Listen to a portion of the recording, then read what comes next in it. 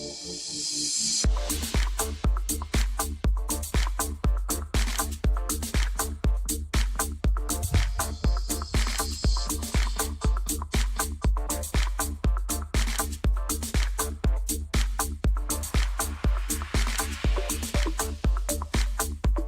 looks a little blurry. Yeah,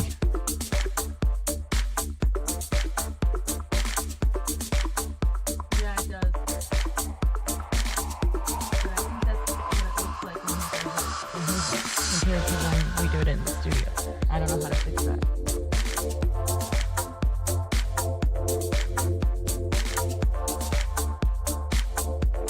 Yeah, it's definitely blurry.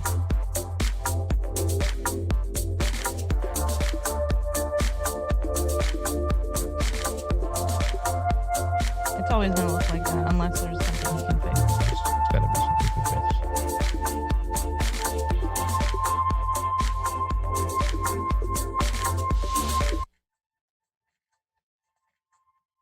Well, the reason I say that is because it's screen sharing, right? So it's not going to look the way it looks. Yeah, but that's really bad, blurry.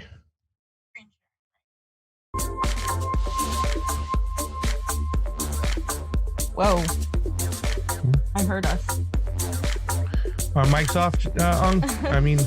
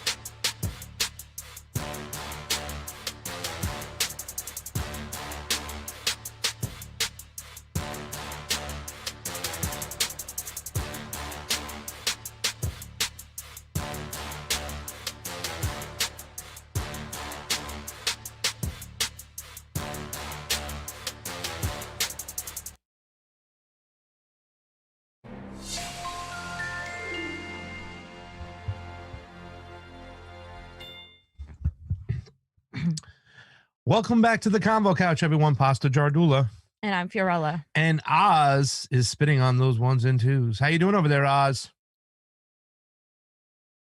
All right, we'll get into the show, Oz. Don't worry. We won't bug you. I just want to make sure the audience knew you were okay. You're doing well. You're wearing your finest pair of overalls for us. And we love you for that, Oz. Thank you so much. Anyways, that's it from Oz. He's in the bleachers. He's like one of those guys, the Muppets, the two guys in the Muppets up top, you know, like they were quiet until they got something to say to bag on you. And then they'll come in the blah, blah, blah, blah, blah, blah, blah, blah. Oz knows what I'm talking about. Right, Oz? Okay. So, fams, I have a video in case you guys didn't know. It was released this morning. I interviewed Marwa Osman from Press TV.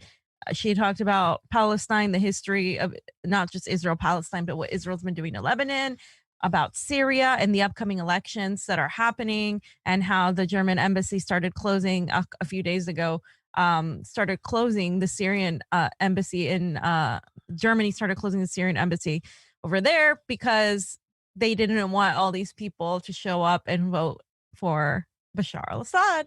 They support their government, and they don't want people to see that. And so we were talking about that as well. All of that good stuff. It was a great interview. She's a wealth of knowledge. She's also considered Palestinian. So this is a perspective from somebody from the region. You know, we call it the Middle East. They call it West Asia. And she had so much to say regarding Hamas, regarding how that's been used before, regarding what, you know, the squad and Rashida Tlaib, and how these papers, these resolutions in America don't help them out at all, don't help out Palestinians. So, you know, it was just great. It was great hearing from her. So check that out as well. And also, I put out a little bit of a clip from this little video rant I did yesterday where I was just calling everybody a cuck because everybody is a cuck. And I just got really pissed off because, you know, one of the criticisms from the left that Jimmy Dore got was, why did you take the vaccine? Why haven't you covered COVID more, blah, blah, blah. And we know we're not an expert on the issue, but we know who are. And, you know, people like Jason Burma, Whitney Webb, The Last American Vagabond have done amazing coverage on just the intricacies of COVID. We're going to go over some stuff today, but, you know, we learned from them. We were reading what they did on that subject. And it's crazy once, you know, Jimmy took the vaccine and he started getting side effects. He started talking about these side effects. And you're not allowed to do that because they say that that's discouraging people from taking the vaccine. How dare you talk about something happening to you? How dare you want to tell people so this doesn't happen to other people? Like, it's so stupid. We've come to a point in society where we can't even be truthful about something because, oh my God, it's going to discourage people from what if you don't want people taking something that is hurting other people? I don't know. So he took the vaccine, right? And he was called an anti-vaxxer, even though he took the vaccine, by people like Ben Dixon and a bunch of these TYT cucks. And so that pissed me off as well. And I just think it's gross that was happening, because we should be allowed to talk about things. You should be questioning this. Independent media needs to lead on this. And I think now, you know, I see Jimmy talking more about COVID, talking more about Fauci, and that's good. We should welcome that. We should welcome that. And, you know, it was a scary thing to talk about for a lot of people because channels got taken down and stuff. So, and the three channels you mentioned too, they're all on Rokfin right now because they've been banned and demonetized on YouTube. And in fact, The Last American Vagabond and Whitney have their Patreon struck down too as well. I don't know about Jason if he even has a Patreon, but all three have been demonetized on YouTube. All three have been leading in these particular stories that nobody wanted to talk about: COVID, Epstein, all that stuff. These guys have led the way, and they're here on Rokfin. So come on over to Rokfin, Rokfin. I also want to throw Slow News Day in there too as well. Really influential to what's going on. Looking down the rabbit hole at who's pulling the strings. And a lot of this stuff is public knowledge if you go digging for it. And these guys, all four of those channels, I can say that we've watched them closely and we've collaborated with them. I'm proud to say that Jason Burmis lets us come on the show and talk about elections too as well. But we're talking about the mechanisms of control from whoever's pulling the strings, whatever you want to call them: elites, one percenters, oligarchs, predator class. But there is a group of people out there really pulling strings and controlling a lot of things. And it's not necessarily nation states. And I recommend all those 4 shows we talked about: Last American Vagabond, Whitney Webb, Jason Burmis, Slow News Day, all on Rokfin. In fact, Slow News Day did a show yesterday with Whitney Webb, talked about the mineral wars. Wow, you got to wake up to this right now. A lot of independent media people aren't following this. And we used to talk about a lot of the reasons in the global South, fam, while they're suppressing that government, is that they don't want you to see a socialist government give their people health care. Yes, it's about that, but it's about resource extraction. And now it's all about minerals. So check out that show yesterday with Whitney Webb on Slow News Day. It's great stuff. And yes, I am glad that Jimmy is talking more about the COVID, because we need to start talking about these things that we kind of stayed away from because we were fearful of saying something and getting struck down, because we're demonetized still on YouTube as well. I mean, it just wasn't our area of expertise, and people were already doing it. But I mean, we interviewed Ryan Christian, and that video got like whoop taken down right away. Strike. And we got a whole week where we couldn't live stream on YouTube because of it, just for interviewing him. He's the most hated guy by Google, it seems. Another thing I wanted to point out of what you said, Pasta, is the very few people behind the scenes pulling the strings. Marwa Osman, in my interview with her, said that it doesn't matter. I asked her, have you seen any changes between Trump, Biden, etc. before?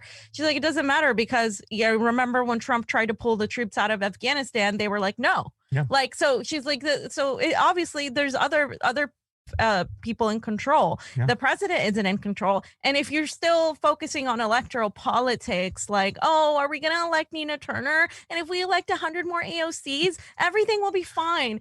I just feel like you're not doing what you need to do for informing your audience, because you're still wrapped in the cycle that we were all in like 5 years ago. It's time to fucking move on. It's time to leave that alone. I'm not saying don't do anything locally. That was one of the things I was saying in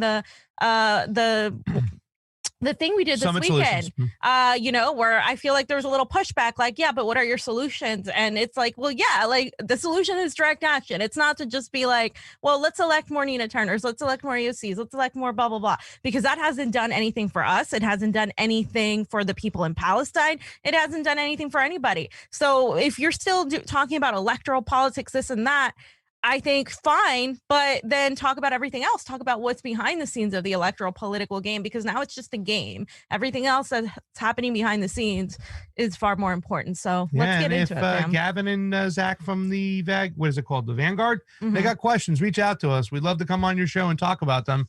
And those people we mentioned, we'd like to see them on your show. The Jason Burmises, the Last American Vagabonds, the Whitney Webbs. Let's, we like to talk about subjects that aren't necessarily talked about on all the independent media. Well, none of these people will touch like election integrity. Like we're I would say like the experts on election integrity, but like a lot of these people, they won't touch it. They're like, no, like that's like a right-wing talking point. And that just tells me like, okay, well, you're scared to go in that route. And that's fine. It's not everybody's, like, it's hard to talk about that unless you know what you're talking about. So, but have others that will talk about that. And don't be afraid to dive in there and listen and get there. I've been listening to some Annie Jacobson. That's who Jason and Steve Poikinen and the Last American Vagabond, they all recommend Annie Jacobson. They talk about her, some amazing stuff. Learn about what DARPA is, how it was created. And it's very important because sometimes it's just not okay to talk about what's going on at the surface level. You got to go down the rabbit hole to see what's going on, because that's going to determine why we're doing things on the surface. And it's very important to do that. Fam, I think we need some like sound bites, like from A Few Good Men, when Jack Nicholson goes, you want answers? You can't handle the truth. But we have to talk about the truth about AOC, don't we, fam? Yeah. Okay. So we know AOC, she's been exposing herself. The mask has been falling off very quickly. She quickly gave in. There's a lot of things I'm working on in regard to AOC. There's a lot of information coming out, but I just wanted to point this out today because I'm kind of, I'm tired of discussing her. But the reason I'm still discussing her is because there's still people out there who think who still are giving her the benefit of the doubt, who still are clinging into her. And by her, I mean the Democratic Party via this illusion that they can reform it, that they can somehow make it better, that, oh, it was such a great victory electing all these DSA people into the Las Vegas Democratic Party. When Pasta and I go to Vegas, we'll see just how useful that will be in a system where it's just an empire and people, the real people running shit, are completely just untouchable. So AOC went on the show and she went on to talk about what happened on January 6th and her trauma because she's going to therapy. So she says she's in therapy following the, quote, all-out attempted coup at the Capitol on January 6th. And this is the Independent article, the first paragraph, if you scroll down right there. There we go. And then speaking to the weekly public radio show called Latino USA on Friday, which, by the way, straight up neo-lib by the questions he was asking, Cortez said members of Congress effectively served in more during the traumatizing event that had deeply affected lawmaking and impacted the legislative process. Okay, so basically that's she goes, we're going to hear exactly what she said, because I actually listened to the entire audio, right? Of course, the soundbite, oh, she said something about war, but actually much worse than the war thing. She was actually talking about Biden again. She was running PR for Biden once again. Everybody was focused on the war thing. Yes, that's terrible. That's an exaggeration. But why is she doing that? Well, she was reinforcing the Joe Biden administration had exceeded her expectations. So we're going to go over the entire audio. Can I tell you something? I think that 25% of the donations today should go to Fiorella's happy hour session, because she had to listen to this for 42 minutes plus, and that's 42 minutes of her life she'll never get back. And that is not fair, because this is pure bullshit. Go ahead, Oz. Yeah, so let's start with the first one.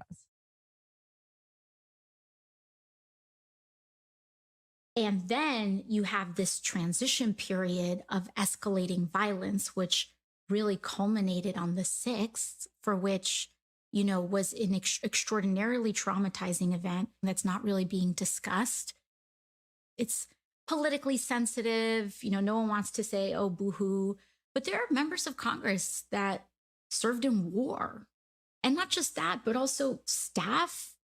You know, there's this woman whose smile I love, and she's just so incredible, and she's a food service worker, and her name's Veronica.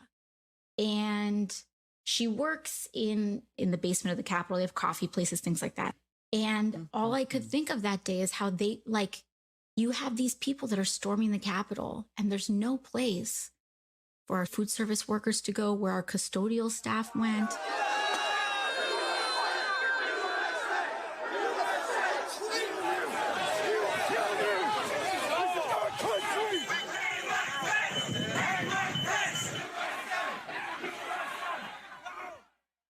The cycle has just been moved on, but it has deeply, deeply affected lawmaking, policymaking. It has impacted the actual legislative process, the aftermath of it, and it's very quiet. It's not spoken about. I think after the 6th, I took some time, and it was really Ayanna Pressley when I explained to her what had happened to me, like the day of, because I ran to her office. And she was like, you need to recognize trauma, and that this is something that you went through, but we're all going through. And it's really important to pause after that, because that's how you process it. And I feel like I learned this the hard way after my father had passed away when I was a teenager, because I was like, you know, firstborn, only daughter of a Latina family. You know how that dynamic is, and you need to like do everything. So that happened to me at a young age, and I socked it away, and I had to live with that for years. And so I learned my lesson then, and now I feel like I've had to take a beat.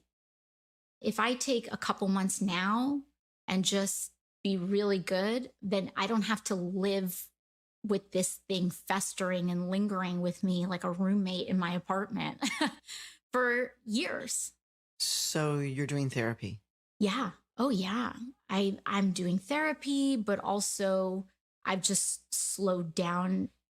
I think the Trump administration had a lot of us, especially Latino communities, in a very reactive mode.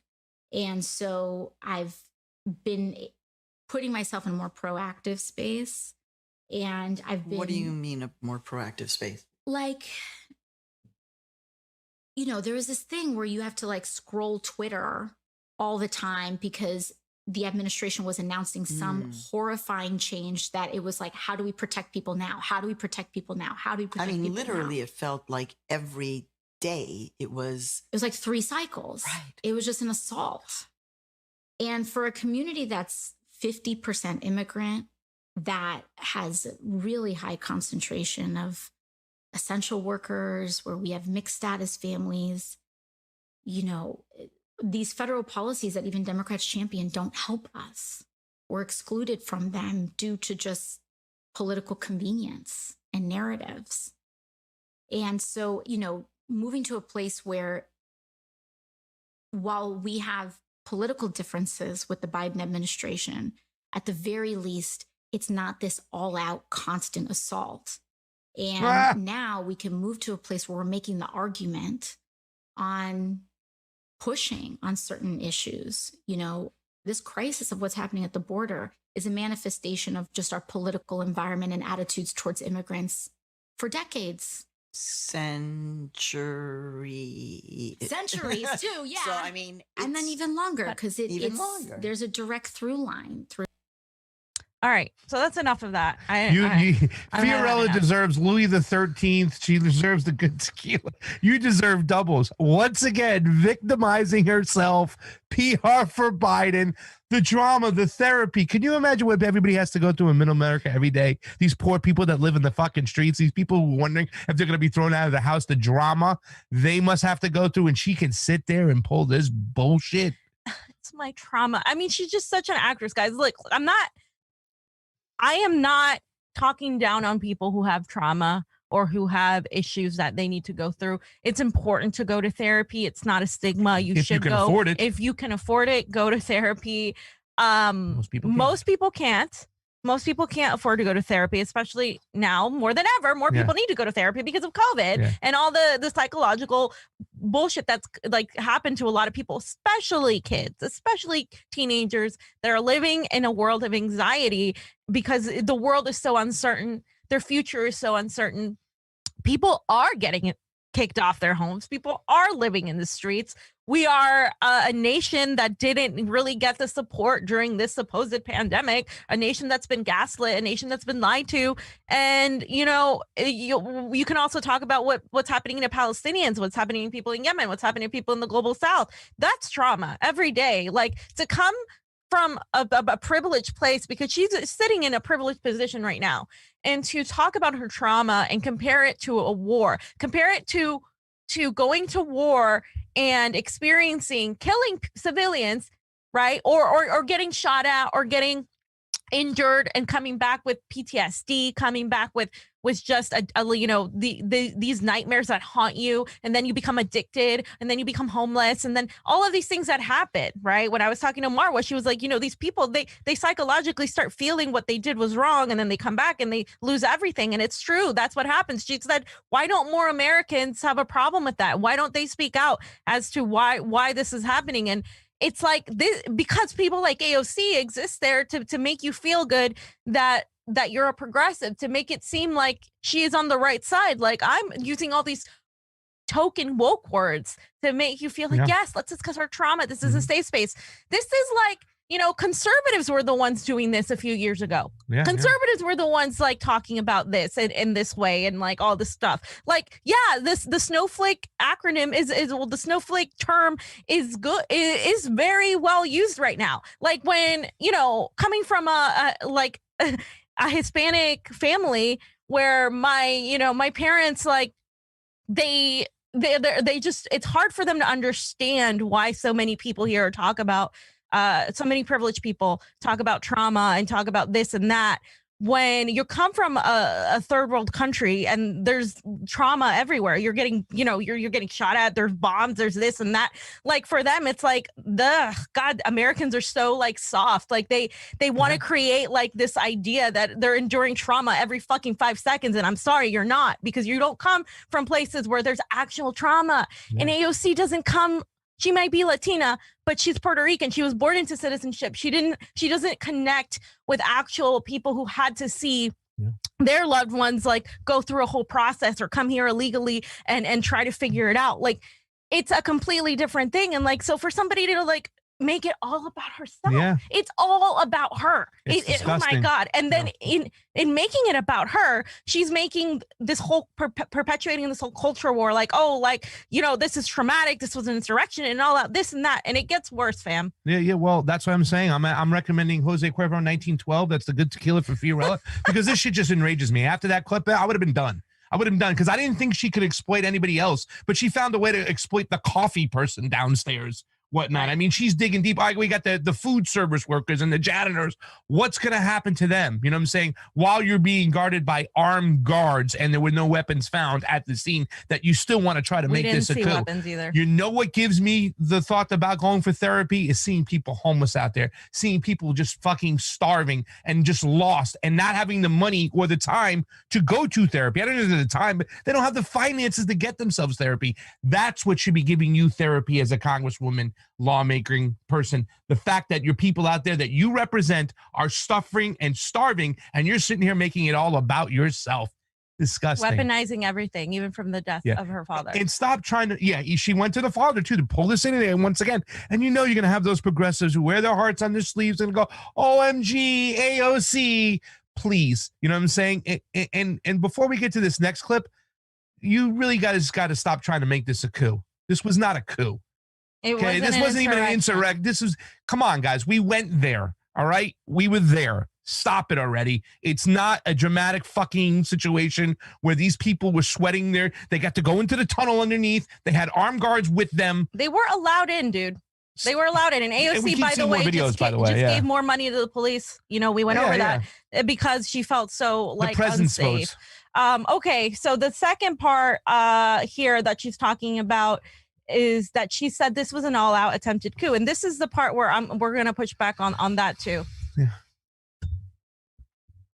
I think 2020 was a culmination of confronting a lot of mythologies about this country, democracy, representation. Okay, but I want to just stay with this for a moment because having been through trauma myself, I can see that this is not a done deal. January 6th. This was an attempted coup. Yes. And it's almost like we refuse to acknowledge it because we don't want to believe that it happened. And people think that it's some sort of exaggeration. This was an all-out attempted coup.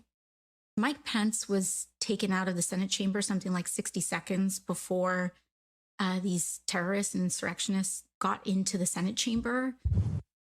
60 seconds. And Mike Pence was the one person, arguably, that had one of the most important roles in making sure that procedurally the electoral college counts went on as proceeded. 60 seconds could have meant potentially the difference between what we have right now and a martial state. And we don't want to acknowledge that that's how close we got. But that is how close we got. We think of coups as something that happens in quote unquote banana republics or in the developing or quote unquote third world. And it happened here. When I talked about how dangerous it was and there was this intense attack back on the right, it was a protection of mythology. I think the question here is Alexandria Ocasio-Cortez somebody who is credible or somebody who has a history of lying? She even accused the cop who came in to assist of wanting to hurt her. She said he looked hostile and had a look in his eyes. So really, I mean, it is just crazy stuff. People will believe this crap. Some already do. And that's what a lot of, I think, the attacks on the right are about. There are certain mythologies that are really important to this idea of American exceptionalism. But there's also certain mythologies that are very important to maintaining white supremacy. White supremacy in and of itself is a mythology. And you have to protect it in order to protect that political power, which has now become a very important base in the Republican Party. And that's why that response was so vociferous, to make it seem that it wasn't as bad as it was. And it was bad. They constructed gallows, functional gallows with nooses, and they put it in front of the Capitol, and they were looking for us, and we were not protected. There are things that happened that day that if 60 seconds went differently, if a different door was opened, if a chair wasn't barricaded in a certain way, we could have a completely different reality right now. Okay. You ever see that video when they say, just give me the gun, boom, blow my brains out. I'm so just sorry, guys. I can't. This is 42 minutes. She'll never get back. Fam, I am going to ask for the finest port they have as a after dinner cocktail today, because you deserve it. I'm almost throwing up right now from this shit. People, one person got killed.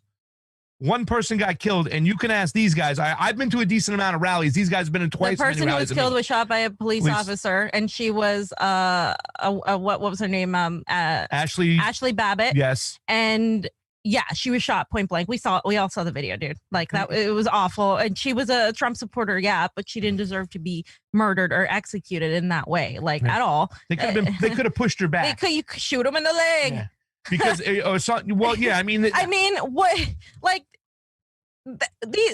come on, dude, you let them in. These people were let in. Oh, the gallows. They had gallows. What are you talking about? Have you ever heard of effigies? Have you heard of like symbolic political, like, do you think they were really, house? Do you think they were really, that these functioning gallows were really going to go off with your head? Yeah. Do you think that that's possible? Do you not realize that we have like the largest like military force and most powerful military force in the world? Yeah. And that when Black Lives Matter protesters are out in the streets, when Palestinian protesters are out in the streets, when we're out in the streets talking about force the vote because your ass won't force the vote, we are surrounded by cops, by like sheriffs, by every single Capitol Police. We were surrounded. I was about to get arrested just for talking about Medicare for all in front of the Capitol. But no, like somehow, we didn't have protection.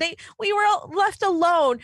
It's just such bullshit. Like the reason we're laughing isn't because we're trying to be mean. It's because we were there. And this is ridiculous from somebody that was actually there to hear this coming from the mouth of a congresswoman that is literally making this all about herself and not at all talking about how they failed the American people during this fucking crisis is just disgusting to me. I'm just so sick and tired of her. I'm sick and tired of people defending her. She is the reason now, while you're going to get all these idiot progressives sucked back into the Democratic Party and be the next goons for the next decades to come. Like that's what they want. And I am not going to allow people to just go off silently like little sheep to slaughter, because that's really what this is about. Yeah. Can I change one thing that you said? I am being mean now at this point. You're a bunch of assholes for kind of still trying to perpetuate this whole situation. This was not a coup. This was not an insurrection. I'm so sick and tired. I'm going to say it again and again. We were there.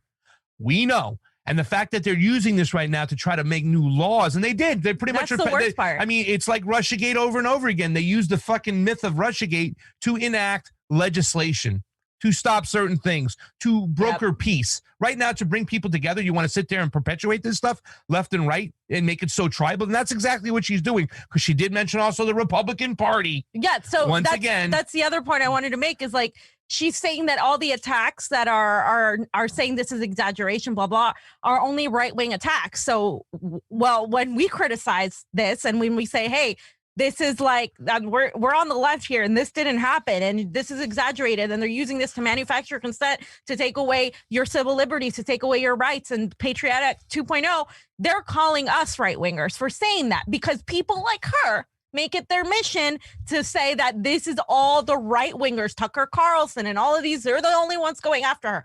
No, they're not. This isn't a right wing or a left wing issue. This is about the truth. Yep. Stop with your fucking hyper partisan shit. This is about the fucking truth. It's as simple as that.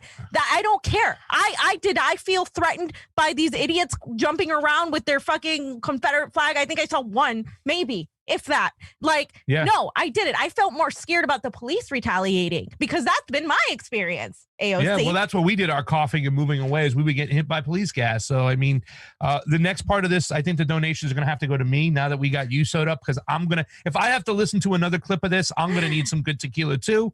And anybody out there watching, buy yourself a good shot of 1912. I like Casa Azul. Something, because you need liquor to get past this. That's the therapy, because this is just fucking ridiculous. No, this shit is ridiculous. And I'm glad you brought this to my attention today, fam, because once again, I hear people start talking about January 6th. My mind is like, screw you. I'm blowing you off. Enough is enough with this bullshit. You guys are taking this to another level. I think that they really thought that they were going to have a bunch of Trumpers go storm the desert, storm the Capitol and stuff like that, and they didn't get the reaction they wanted. She said one chair would make the difference between life and death and martial law and all this crap. Guys, martial law, if people really wanted to do that, they would. A lot of these people are pro-police that were there. They were like, why are you guys doing this? We backed the blue. They were still figuring out that the police weren't on their side. They were like, a lot of these people were just watching what was happening. Blue, we supported you. Yeah, that's what they were saying. We supported you. And they were like, what the fuck? The vast majority of these people weren't going to go in and try to do what she's saying, an actual coup. And by the way, you're diminishing real coups that happen under the government and with the president you supported. Yeah. Because you're calling this a coup. You're like, that's a fucking coup. A coup is what we did to Honduras. A coup is what we attempted to do in Venezuela. I defer to the caucus leadership. Remember that? Bolivia. All of these, that's a coup. Don't insult people in the global south by calling this fucking shit show a coup. You fucking, it's so beyond ignorant. Yeah, and Whitney Webb was talking on the show yesterday, the mining wars, right? It's now a race who gets all of the minerals for the fourth industrial revolution. She said in parts of Peru, where they had mining, that if people went in there to attempted to stop the protests, whatnot, the military would handcuff them, put bags over their heads, and push them off cliffs. Yeah, that's the shit that goes on in the global south. In a race to whoever gets these resources, whatnot. Do the corporations of the West get them? Do the Chinese get them? Whatever the case may be, there's some really brutal shit going on. And for the fact that AOC is going to exploit the situation, that's why I say she's more CIA than DSA by any stretch of the means. I mean, this is just ridiculous that she's making herself the victim. Therapy. People out there can't afford therapy, and that's why they lose their shit and they end up in the streets. And you want to cry and talk about, oh, poor little me? So let's just hear the next two clips. I'm going to need shots. These are shorter. So you brought up the Biden administration, the virtual town hall that you held. You said that the Biden administration has been exceeding progressive expectations. One thing that I will say is that I do think that the Biden administration and President Biden has definitely exceeded expectations that progressives had. I'll be frank, I think a lot of us expected a much more conservative administration. So help us to understand. Yeah, well, so the second sentence after I said that was because we expected a much more conservative administration. Correct. It doesn't mean that he exceeded progressive standards, doesn't make him a progressive president. But I do think that, if I'm going to be very frank, I think that their outreach and collaboration with House progressives, while I wasn't there at the time, from what I'm hearing from my colleagues, is less contentious than it was with even the Obama administration. And so when it comes to that perspective, I think the administration has acknowledged that there are very strong parts of the progressive movement that, frankly, saved the party's ass in November.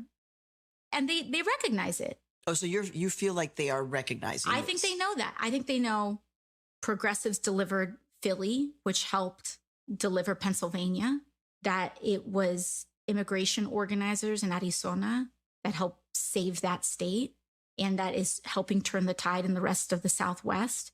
And I think they recognize that politically because we sent a strong message that you ice out young people, you ice out people of color, you ice out progressive policies.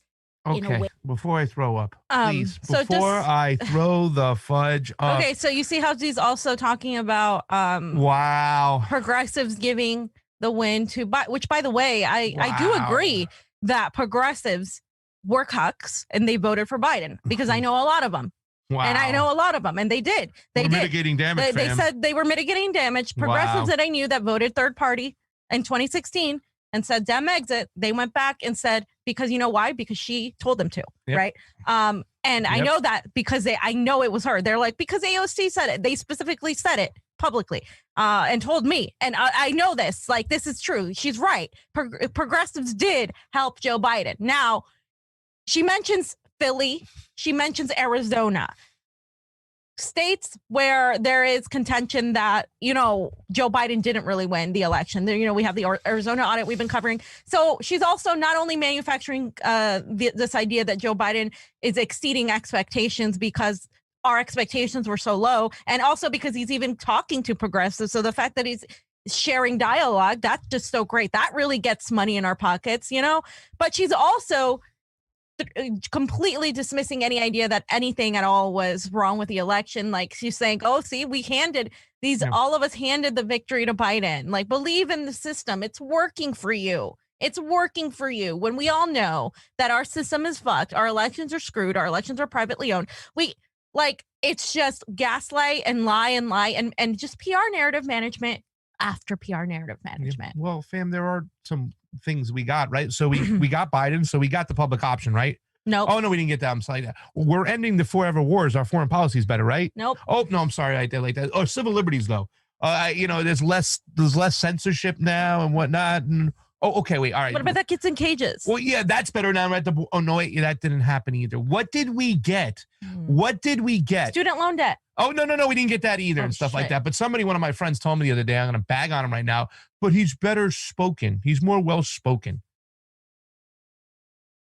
Great. One, that's not true. And two, really, if it was, we give a flying fudge. The worst thing about this situation about re-electing the Democratic Party is giving them the keys back. It's the manufactured consent right now, and these guys are back in power. By putting them back in power and being okay with it, not questioning the elections, not questioning what's going on, you're saying it's okay. We are going to accept the fact that even though you feed us the lesser of two evils situation every single election, we're going to still buy into it, and we're going to take nothing from it. We're going to get nothing from it, and we're going to be okay with it because we voted out fascism, fam. Exactly. It's such a crock of shit. It's a crock of shit. It's such a crock of shit. I just want to get through this, the last little bit, Oz, and then we'll put the meme up. Oh, I put that bit. Yeah, for sure. I mean, it exceeded my expectations when they actually decided to have a conversation with us. So I think that's the thing, is that people made this whole like hullabaloo, but the asterisk is that my expectations were not high. And I think it's also part of a thing on race and gender, because we don't have the same high expectations of white men in politics that we do of people of color and women. I mean, that's just straight up. Like, for me, as a first-term freshman, I could not mess up once. Fam, okay, she had higher standards. Yeah. Well, okay. So that, you know, okay. Let me bite AOC. As a woman, are we under a microscope more than men? Yeah. Okay. We are. That is a fact. You know, people care about what we wear, what we look like, what we say, like everything, right? What does that have to do with this? It has nothing to do with this. This is like, she's blaming all of the negative accusations, not just coming from the right, but from the left, right? We're coming from the left here on sexism. So now, or racism. So now you can't touch her, because what is she? And this is why she's perfect for the Democratic Party, because she is a Latina woman of color, right? And and this is why I get so angry, because she is allowing herself to be used for the Democratic Party. And I hate that, because the Latino population has been tokenized, just like Black Americans have, to no end for the Democratic Party. For what? For what? For what? What? You got nothing in return. And so it's just, it's so obnoxious. This is why so many people leave and they go to the Republican Party, which isn't the answer. But this is why you're starting to see more people of color in the Republican Party, because you're not offering something better for them and they're sick of being tokenized. So if you actually want to destroy the right, what you're doing is you're empowering it. And that's the point, because they want to keep this sort of team sport play going and going forever, because then what you really don't do is you don't look behind what's actually happening. And so let's fam, never forget the one-day war of January 6th. Never forget. This meme made me let's put it on up. There we go. LOL, there it is. Do we ever never forget. Never forget, fam. Never forget. Oh my God. And I want to spend a special shout out to anybody else who did what Fiorella did and put herself on the line, or at least her sanity on the line. And if you put your sanity on the line and listen to that 42-minute thing, God bless you, my friends. I love you. I think you deserve an award. You definitely deserve a great happy hour, because that I can't do it anymore with her. I can't. She is the biggest friggin' phony. And we've said this on this network a long time ago. She is one of the most dangerous congressperson out there, right? Because she's sheep herding people. She's moving people based on their emotions into false narratives, into false dichotomies, into bullshit, to keep you not looking at the real situations at hand, to distract from how bad Joe Biden really is. There's Saving Private Ryan, and there's also Saving Mama Bear. Here if we it's go. on Amazon Prime. There it is, fam. I literally like cracked out laughing when I saw that one, because like one of the movies that I watched in film class and, you know, in great detail was Saving Private Ryan, and just seeing her face, Saving Mama Bear. Saving Mama Bear. And that's what she's trying to do. I'm so sorry. This is so she's trying to do, funny. but it ain't going to work. Don't make it try to work. It ain't going to work. We're done with that section. All right. Let's get some super rays over here, because we have a bit of people. We actually have how many people over here on Rokfin? 72 people. That's awesome. By the first one, we have 43 up. Smash the like button, share it out there. I'm going to read some super rays. We have over 400 people watching on the YouTubes. Get on over to the Rokfin, Rokfin, because listen, what we're talking about today is really, Rokfin has owned these topics. Jason Burmis, Last American Vagabond, Whitney Webb, Slow News Day, the Convo Couch. If you've never heard of them, check them out. You have just to listen to what they say. You know, one of the things I love about Ryan is that he says, here's the receipts. The receipts. Read it. And you decide, right? I'm not telling you what to think, but here's what it is. And Whitney Webb, I mean, she just, you know, connects the dots so well, so eloquently. You know, as a writer, I admire that. Like, it's very just fact. But you can start understanding what's going on there. Yeah, and same with Burmis. Brings the receipts and Slow News Day. I mean, like, these are the five. Well, pasta. Well, if anybody says one more time that this is an insurrection, please step up so I can smack you across the face with a giant mackerel. And that's Steve Poikinen. And Trey Wright says, and in her past life, AOC was in the Holocaust. Trey Wright, I'm you not son of a touch bitch. that. Neither am I. Love you, but we love you, Trey. 76 people in here. Shadow Band refugee. I love this guy. Would you get at me? We're going to talk about New Mexico today for a little bit. Virtue signaling and stolen valor simultaneously. That's new. Yeah, it is. And who would be able to do it? A.O. Sizzle. That's the one. Cultist Demon, thank you so much for the super great contribution. Left authoritarian states keep the right authoritarians at bay. The CIA often uses the charge of authoritarianism to attack its enemies. What they're really mad about is their ability to keep American tentacles out of their country. Did y'all see where Vice News expressed concern about Mexican press? Obrador's authoritarian tendencies. He must be doing something right. Yeah.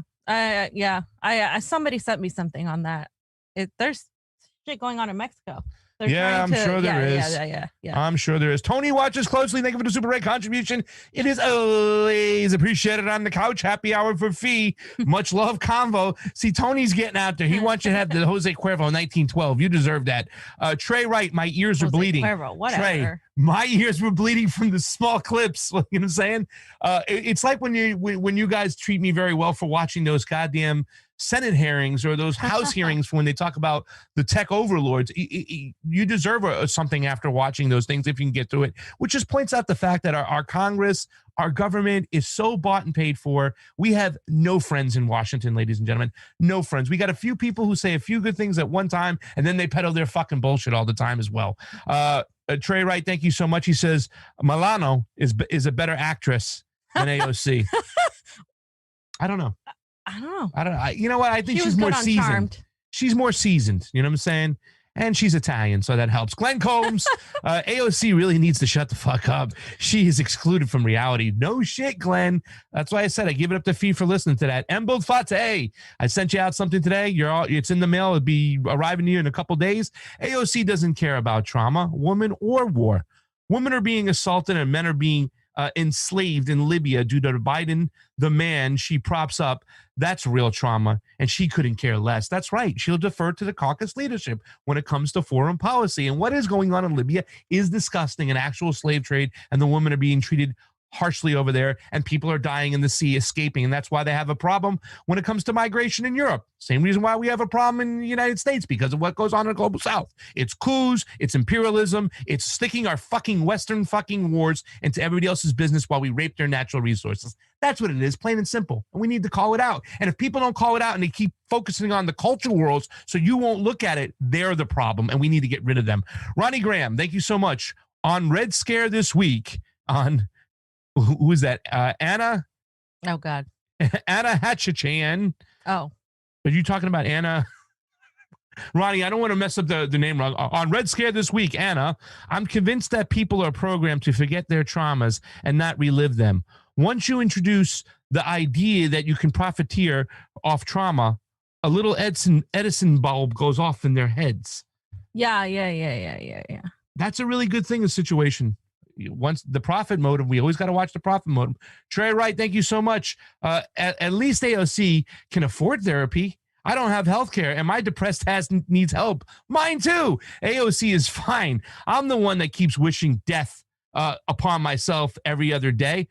Sorry about getting dark. Here's some money for you. Happy hour visit for Fee. Thank you so much, Trey. And listen, Trey, a lot of people are in that boat right now. Yeah. We can all use some therapy. You know what I'm saying? To talk to somebody right now. If we all had health care and we can all schedule ourselves, even if it was spread out and I can go 4 times a year, I would do that to go talk to somebody, just to talk to somebody. Like Tony Soprano. Yeah. Bam, don't begin bringing Tony Soprano in this. I'm getting in the great ball of death. Hold on a second. So sorry. Jesus. Super Ray, and just spelled SOOOOPER from Independent Left News. The Convo Couch was an important part of the U.S. Summit Solutions on Saturday. So grateful to you guys agreed to participate. Both of you were straight fire. Everyone check out the Convo Discord server. Find the link, the Convo link tree on their profile page on Rokfin. Thank you, Independent Left News. Super Ray contribution from Dr. Dragon. For the pain. Yes, no shit. That's the therapy we need. Joni Bug, thank you for the Super Ray contribution. Thanks for making me laugh. Joni, AOC just made us laugh, and then she made us cry. Thank you for the Super Chat contribution. It is always appreciated on the couch. Thomas Dickinson, we love you. And same thing with James Everson. It is always appreciated on the couch. Do that to me. 84 people watching. Thank you so much to help out for Fiorella's happy hour fee. I need it too. I'm going to be joining her because everything out there is just bullshit. And this whole AOC thing, guys, remember we went up, we supported her. We worked on for fundraising for her. You know what I'm saying? We got out in the streets for her. We were supporting her. We're not seeing any joy to the fact that she is turned or she was always a plant or whatever the hell she is or wherever she's gone. It doesn't make us happy. We don't like to do it. We wanted to see her succeed. We wanted to see her be the pushback to Mama Bear, not join them. So that is that. And we got a couple videos. Let's get on to somebody else who's a cuck. Right. So Andrew Yang and Bernie Sanders have both failed miserably on Israel-Palestine. Obviously, Yang is much worse. However, Bernie Sanders has his own failures as well. So Yang, of course, let's remind everybody about Yang's foreign policy, because Pasta posted this video on Twitter where you asked him some questions on Bolivia. Yeah. And just in general about foreign policy. Couldn't even answer the question. Here we go.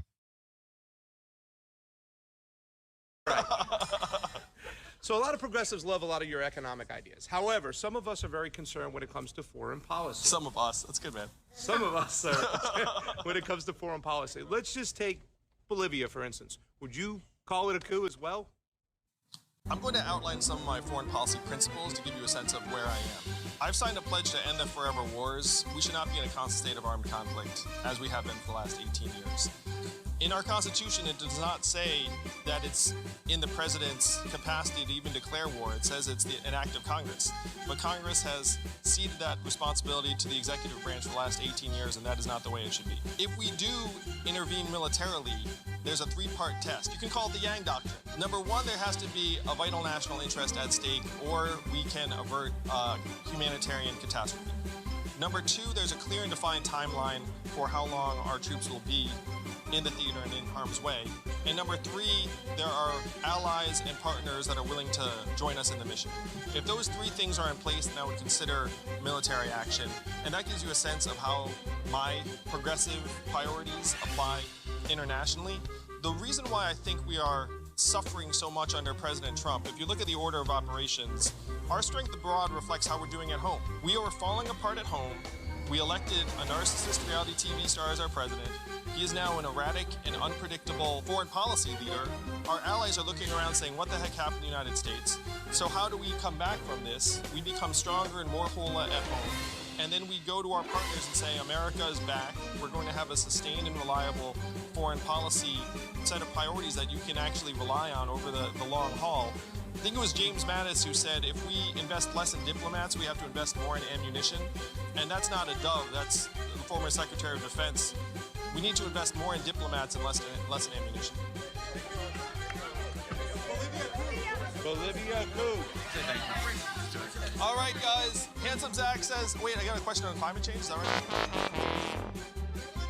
Sorry for the music, but I had to put it in there because it was just a freaking circus. He never even answered the question. It's a yes or no question. Was it a coup in Bolivia? They can't, because he pushed the whole humanitarian aid, and you have to see, what we're going in there for, if there's any national security resources, all like the same bullshit, which is still imperialist. It's just in a different way.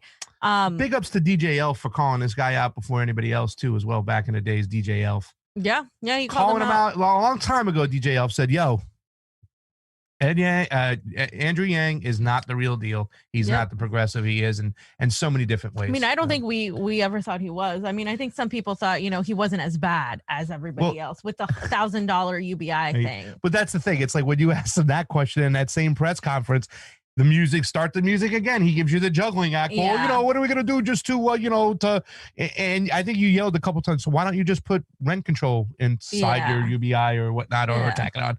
But he couldn't answer that because he would never do that and stuff, because once again, he's just a cuck of the system. Yeah, he's a big tech guy. Yeah. Okay, so Danny Haifong did the Lord's work. He caught Andrew Yang at Barclays Center, and he said he would not answer the question. Would he, as mayor of New York City, close the New York Police Department's branch in Tel Aviv after Israel's latest assault on Palestine? His campaign crew proceeded to block me from asking the question. So let's watch. Wow, put this nice and loud. I'm a journalist with Black Agenda Report. Would you close the New York Police Department's branch in Tel Aviv after Israel just killed 200 Palestinians, 60 children? It's terrible what's happening there. I'm just so thankful that it seems like the violence is starting to end now that the ceasefire. But would you close the NYPD branch in Tel Aviv? The New York Police Department trains in Israel. Israel just killed 200 Palestinians. Why are you blocking me? He hasn't answered my question yet. Would you close the NYPD branch in Tel Aviv? No? You would not close the NYPD branch in Tel Aviv. Okay. He needs to get a better boom mic. But he get a better boom mic, but still, you could see simply he would not answer the question. Yeah. He's going to sidestep it, whatnot, you know what I'm saying? Because he's going to pander to his certain base in New York that will, you know what I'm saying, not accept that. So, I mean, it's just disgusting to the fact that, and Danny told him, you just killed 200 Palestinians over there. Would you close it, yes or no? If you're going to say no then. You know what I'm saying? At least fucking own it. Don't sit there and try to walk away from it and try to both sides of the situation. Yeah, no, he's terrible, and it gets worse because we're going to talk about more about where they're training, right? Because that's a known fact. The law enforcement get trained by the IDF. It's so crazy. This is how our domestic policy once again is connected to our foreign policy. Now, so Bernie Sanders, another one. Now, Bernie Sanders is obviously more diplomatic in his stance. We know Bernie Sanders has always been for a two-state solution. That was one of my criticisms of him in the presidency. That's of everybody. Nobody was good on Israel-Palestine. That's the one issue like every single one of them sucked on. The squad seemed promising, and look where they're at now. But you would think that after seeing what's happened, he would kind of shift his stance, right? So let's go ahead and play the video of Bernie Sanders on Face the Nation.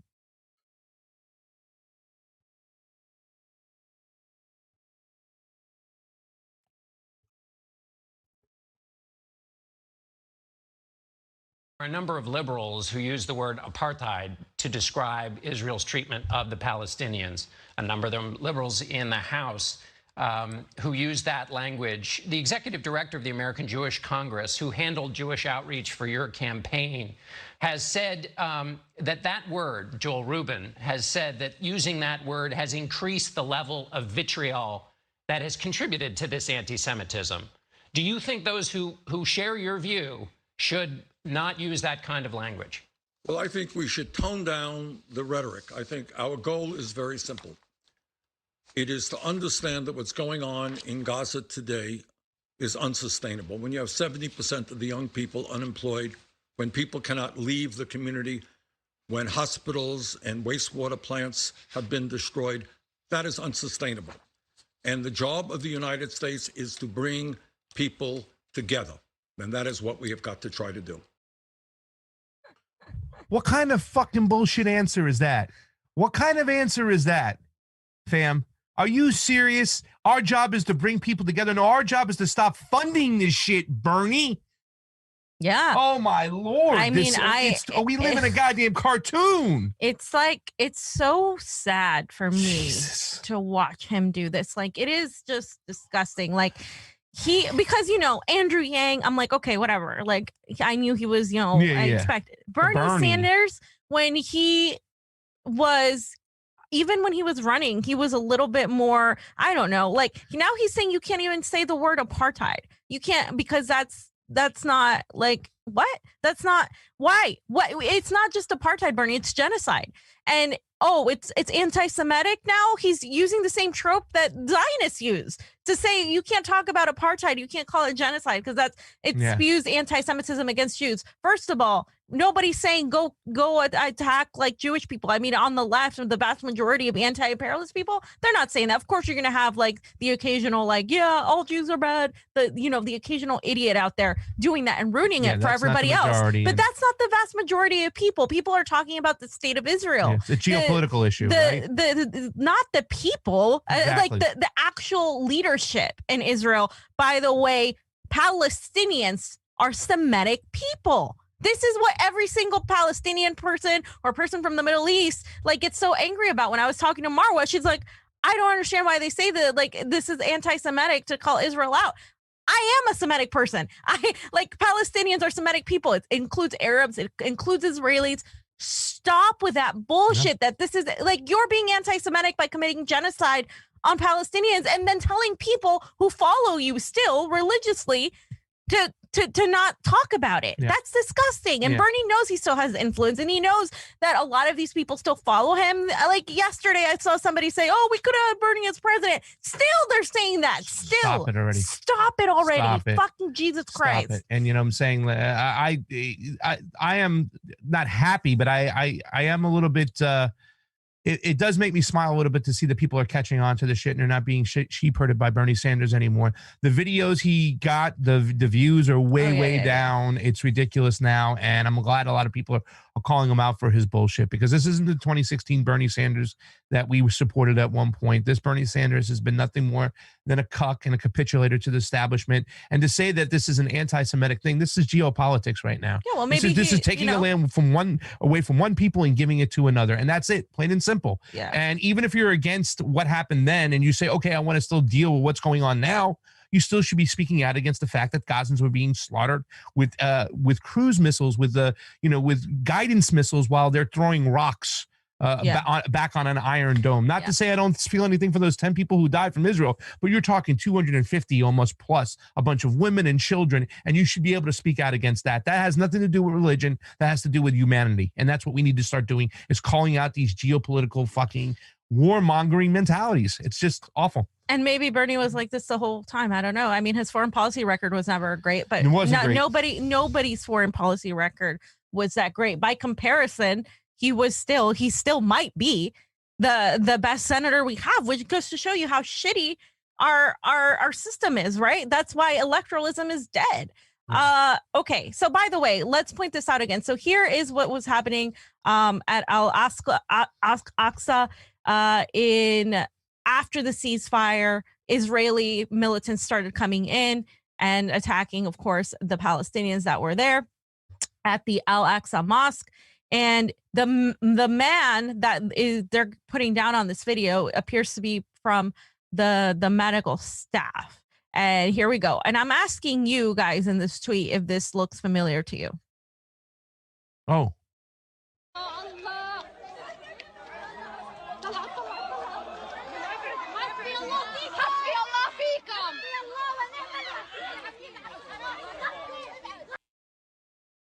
Okay, I don't know if you saw it quickly. The knee on the head. Everybody saw it. Oz, maybe you can get to a point where you can just pause it on the knee on the head and just bring up the picture. It's kind of hard because the other guy's leg's in the way. Yeah. So you could see it slowly, and we'll stop it right here as it's going. Here we go. Watch, right here. Pause. It's like in between. You can see, but you can see the hand and you can see the knee right on the freaking, right below the ear, right below the temple. Where did you see that, ladies and gentlemen? I don't know. I don't know. But this, I mean, this no regard for human life, treating other people as if they're dirt. So, don't give a shit. So now when you look at Derek Chauvin and what he did to George Floyd, you're wondering, where the hell did he learn that? Yeah, no well, shit. he learned that from the military. Oh, wait, he learned that from, the military tactics we use is IDF. And then these tactics that are passed on, a lot of the police get their training in Israel. That's what Danny Haifong was talking about. He's like, close the NYPD station in Tel Aviv. That's where these people these police are coming and doing what the Israelis do to Palestinians. They're coming and doing that to people here. And people want to pretend that it's separate issues. Oh, no, you can't say they can't breathe because that's a BLM thing. No, fuck that. It's all the same thing. It's all oppression by a person in power. And that's how it's got to be completely across the board. It's not my issue, your issue. It's the whole thing. It's all connected. So let's get to these next two articles that fam wants to read a little pieces of right here. Yeah. Okay. So which article is this from? This is the one, the San Diego Union Tribune. Yep. If you can pull that up, Oz. And remember, it was the since the war on terror began. Yep, that part. Okay.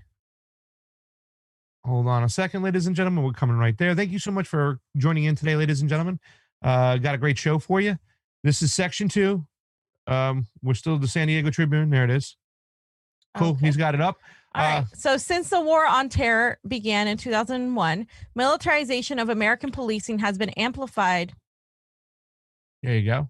Has been amplified by training in Israel. Hundreds of law enforcement officials and government agents from across our country have been sent to Israel to meet with military and police forces, and thousands more have participated in conferences, trainings, and workshops with Israeli officials in the United States. So there you go. I'll just read that part.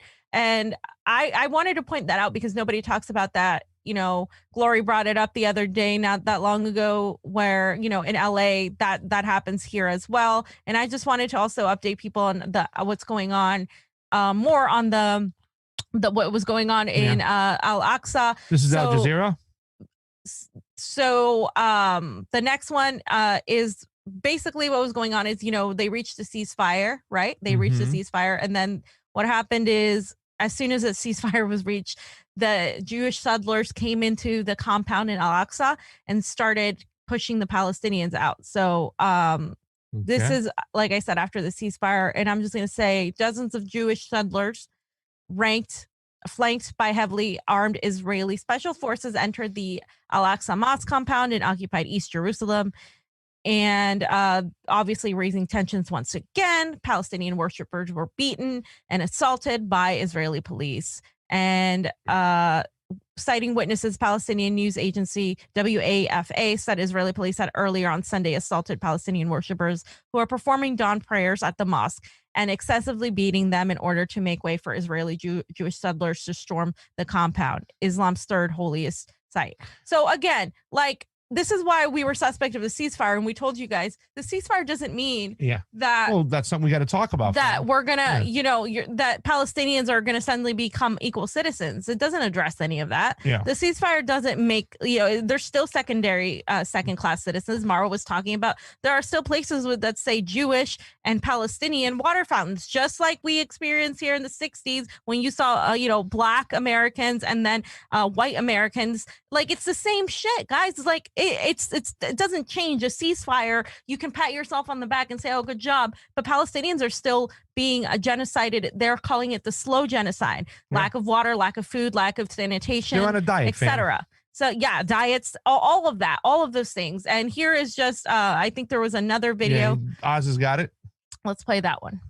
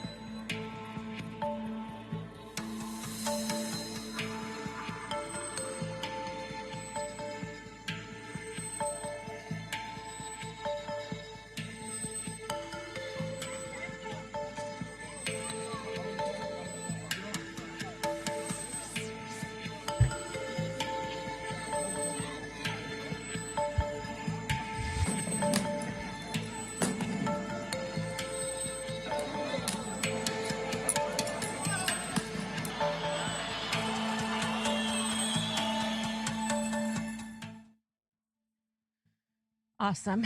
So you guys saw, that's just more of what's happening there. And like I said, if you want more information as to what's happening, what's likely to happen, and just from a perspective from the Middle East, please watch the video that I did earlier with Marwa. She is just so much knowledge. I would love to have her back on. There's so many people out there that we want to talk to, because those are the voices we want to raise, people from the region.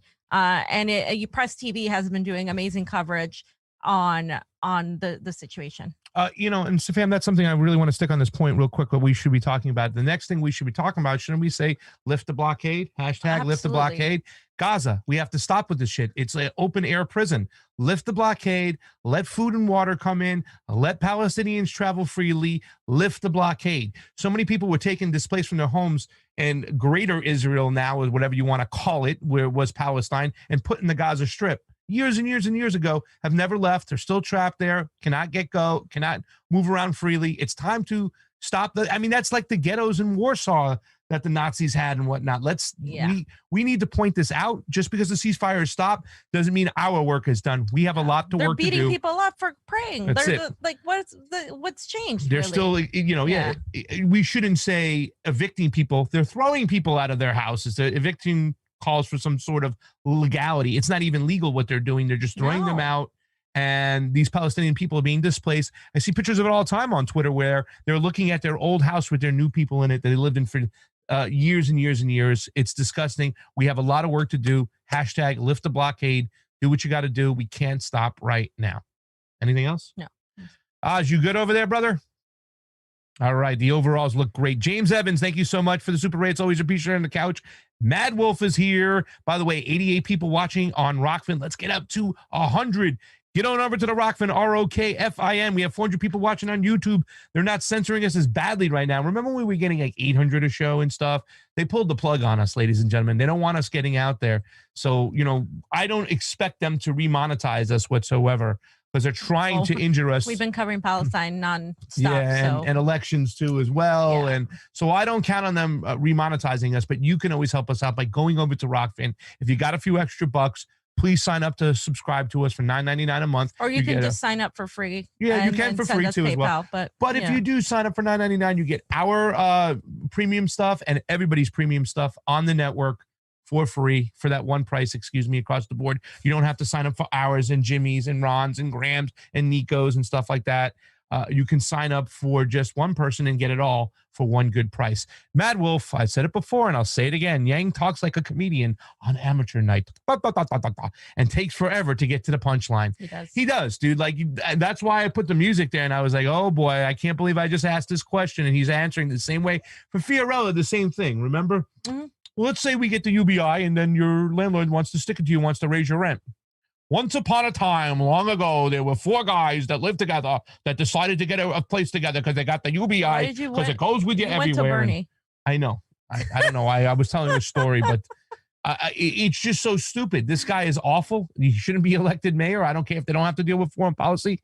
He just shows his true colors. He doesn't care about people. He's going to play ball with the establishment. And the establishment plays ball in New York all the time. So please. Eddie Villegas, thank you for the Super 8 contribution. It is always appreciated on the couch. 88 people, 12 more help us out. The summer of 1970. I was born in 1973. And it is always appreciated on the couch.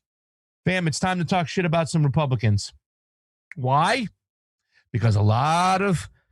no, we're on Epstein. Yeah, well, that's why we're going to talk shit about these people, because a lot of you folks were trust the plan bullshit that you listened to, that you thought that Donald Trump was the savior coming in to save you. And now we're going to see pedophiles who've been doing this for so long pay the price for their crimes. No, we didn't. And there's a lot of signs to show you that they wouldn't fucking be playing ball simply by putting people like Barr on the case, who we showed you on this show. Barr, his relationship to friggin' Epstein's father years ago. He was never, ever going to take it serious. These people were never, ever going to have to be held accountable for their crimes. And sure enough, fam, more pie in your face. What do you got over here? What's this about? All right. So the Epstein guards admitted to falsifying records in order to decrease their jail time. Now, we all knew this, right? We knew Epstein # didn't kill himself. But now it's like we're starting to see things confirming, right? So the prison workers, their names were Tava Noel and Michael Thomas, were accused of sleeping and browsing the internet instead of monitoring Epstein the night he took his own life in August of 2019. They were charged with lying on prison records to make it seem as though they had made these required checks on the financier before he was found in his cell. So, they lied. And the New York City medical examiner ruled Epstein's death as suicide, but there was a lot of questions, like the way he was choked seemed like it was homicide rather than suicide. As part of the deal with prosecutors, so they're going to enter into this deferred prosecution agreement with the Justice Department, and they will serve no time behind bars. Okay. And this is according to a letter from the federal prosecution that was filed in court papers last Friday. Noel and Thomas would instead be subject to supervised release, would be required to complete 100 hours of community service, and would be required to fully cooperate with an ongoing probe by the Justice Department Inspector General. They have admitted that they willfully and knowingly completed materially false count and round slips regarding required counts and rounds in the housing unit where Epstein was being held. So that was according to the letter. Yeah, so there was a lot of questions. Like I said, the medical examiner had also noted that the way when you die by suicide, there's a certain markings in a certain way that happens with the way the neck is broken and the oxygen. And they had ruled that it seemed like somebody had put force rather than the person themselves doing it. There was also now this. And so it just goes to show you, fam, like all of the people that were trying to push, oh yeah, well, he killed himself, whatever. Like, you look like a moron now, because that was one of the most obvious things. I think most of America was like, okay, this even, guy even that Glory Jones was hashtag Epstein didn't kill himself and stuff. And there's kind of craziness with his cellmate, with this guy who was accused, this dirty cop, of murdering people, this big Italian guy. I forgot his name too as well. It was like, wait a second, he's going to strike a deal. But this shows you everything right here. This is like, nobody's going to pay the price. Nobody. And don't get me wrong. I don't want these police officers to just, or these correction guys to serve time because I want to see them punished and stuff like that. This thing stunk from the get-go. Why in the world would William Barr have the most wanted fucking criminal on the planet go to this particular prison? Why wouldn't they hold him up in special quarters in the FBI or the State Department or somewhere where they can keep an eye on him, where he wouldn't be around anybody that could kill him or he could kill himself? Okay, it was ridiculous, and it shows you the trust to plan people. Once again, he didn't give two shits. Donald Trump wouldn't give two shits about this situation. Okay, everybody's going to get away with everything. How come this whole time the New Mexico ranch where he was practicing transhumanism was never raided, and now it's being sold off? I mean, never raided. Never raided. Never raided. Doesn't that like? Hello. Same reason why he didn't freaking pardon Julian Assange, Donald Trump, and stuff like that. And so I don't want to hear, because I still have people. I look at the Arizona audit chat on Telegram, and you guys are still with this trust the plan bullshit. Stop it already. You look like fools. When Patrick Burns told you, okay, QAnon is full of shit, that's Patrick Burns telling you and stuff like that. Take your head out of you know what, and stop following these ghosts. This is bullshit. Here's a little clip on New Mexico of what's still going on, right? Okay, nobody's still gone in there. Let's go. I want to go. Let's go. Here it is. 7,500 acres of New Mexico property owned by the estate of a convicted sex offender. When he was alive, Jeffrey Epstein faced federal sex trafficking charges, accused of recruiting young girls for prostitution. The former billionaire's company still owns the sprawling property with a mansion south of Santa Fe. Well, Target 7's Nancy Laughlin has learned it will soon be up for sale. David Ryan is a bit of a professional hiker. These guys go with me everywhere. Writing books and blogs on trails in the land of enchantment. Yeah, I've got a state recreation access permit in here. Oh.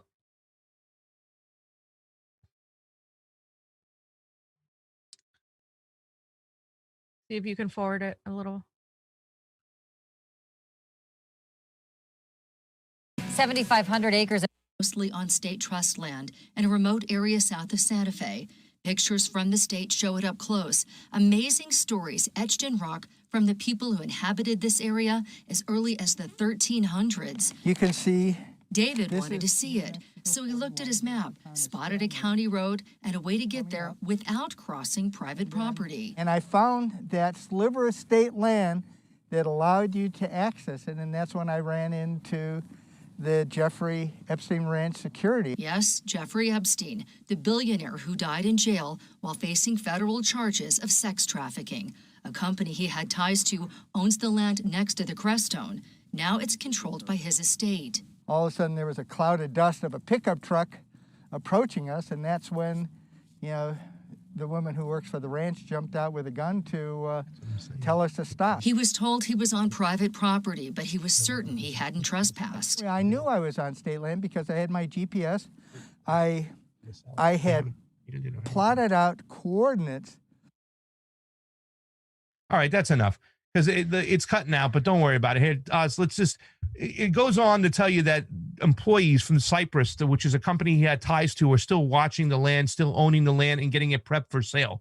Why the hell isn't the government seized the property yet? Why the hell? This guy was walking on state property of all these trails and stuff like that, was going to a part of the state, which was on part of his ranch that is seized by the state, that's owned by the state, and they kicked him off it. Literally. But why isn't the state gone in there and grabbed this whole situation? Why haven't they raided it?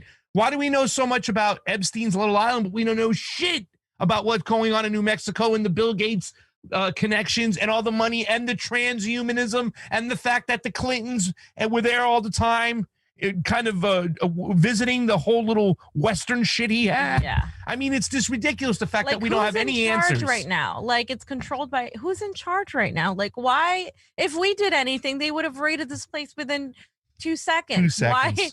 Why, who, you know, like we've talked about who Epstein is, how he got his money, how, you know, how he's just the connections he has with Mossad, all of these things we've talked about. It just seems like forever ago. But, you know, it to me, it's like, what more evidence do you need that they're protecting people who were connected to Epstein, that this goes deeper than just him and what he was doing, that this has ties to very powerful people in government? And that's not a conspiracy. You saw the logs. We all saw them. We saw who was in those logs.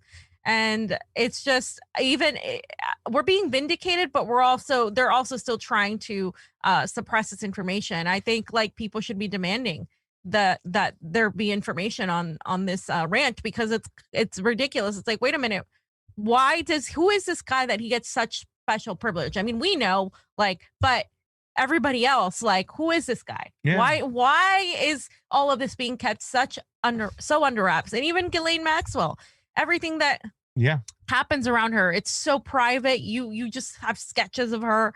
Since when does anybody else get that luxury of being, you know, so hidden from the public eye, especially being the public figures that they are, and the accused of the crimes that they have been? Shadowban Refugee says, thanks for covering the Couch fam. Thank you, Shadowban Refugee. And he talked about a lot of people missing, a lot of girls, a lot of young girls missing off these reservations in New Mexico and other places. Whatnot. Native Americans. Mm-hmm. We've heard about stories about links, about little babies going missing from Haiti that were supposedly, you know what I'm saying, once again, I don't want to get into it anymore because it doesn't make a difference, really, to tell you the truth.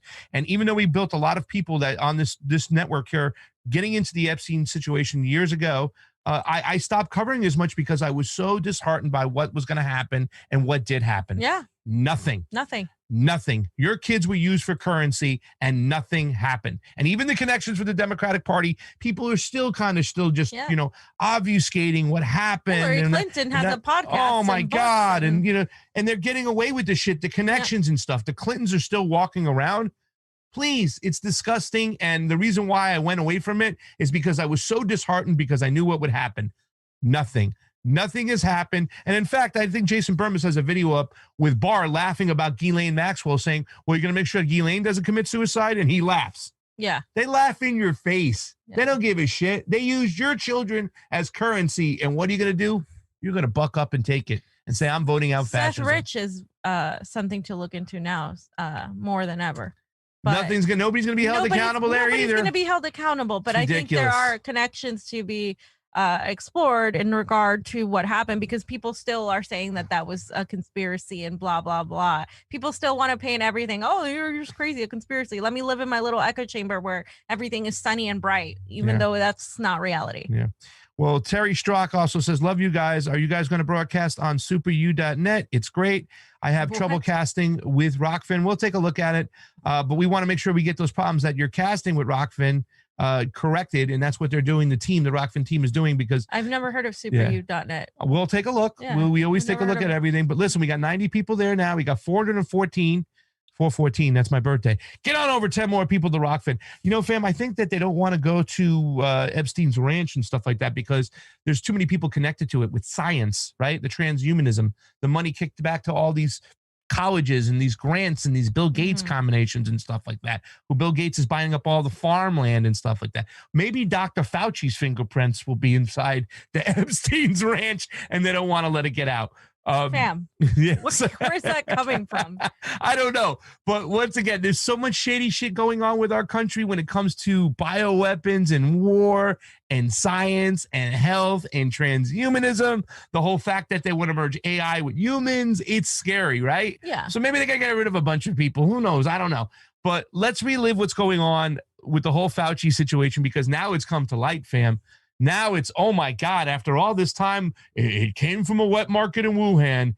Now we're going to do the moonwalk. Let's just relive what happened last week. Well, not last week, 2 weeks ago. A little quick clip of Fauci being exposed by Rand Paul in Congress. Dr. Fauci, we don't know whether the pandemic started in a lab in Wuhan or evolved naturally, but we should want to know. 3 million people have died from this pandemic, and that should cause us to explore all possibilities.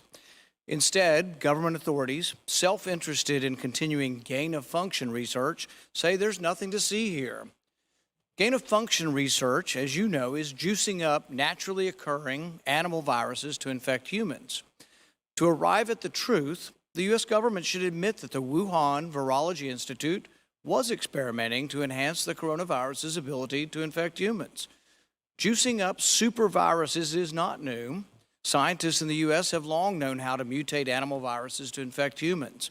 For years, Dr. Ralph Barrick, a virologist in the U.S., has been collaborating with Dr. Shi Zhengli of the Wuhan Virology Institute, sharing his discoveries about how to create superviruses.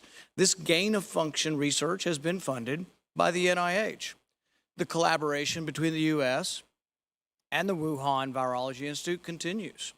Doctors Barrick and Shi worked together to insert bat virus spike protein into the backbone of the deadly SARS virus, and then use this man-made supervirus to infect human airway cells. Think about that for a moment. The SARS virus had a 15% mortality. We're fighting a pandemic that has about a 1% mortality. Can you imagine if a SARS virus that's been juiced up and had viral proteins added to it, to the spike protein, if that were released accidentally?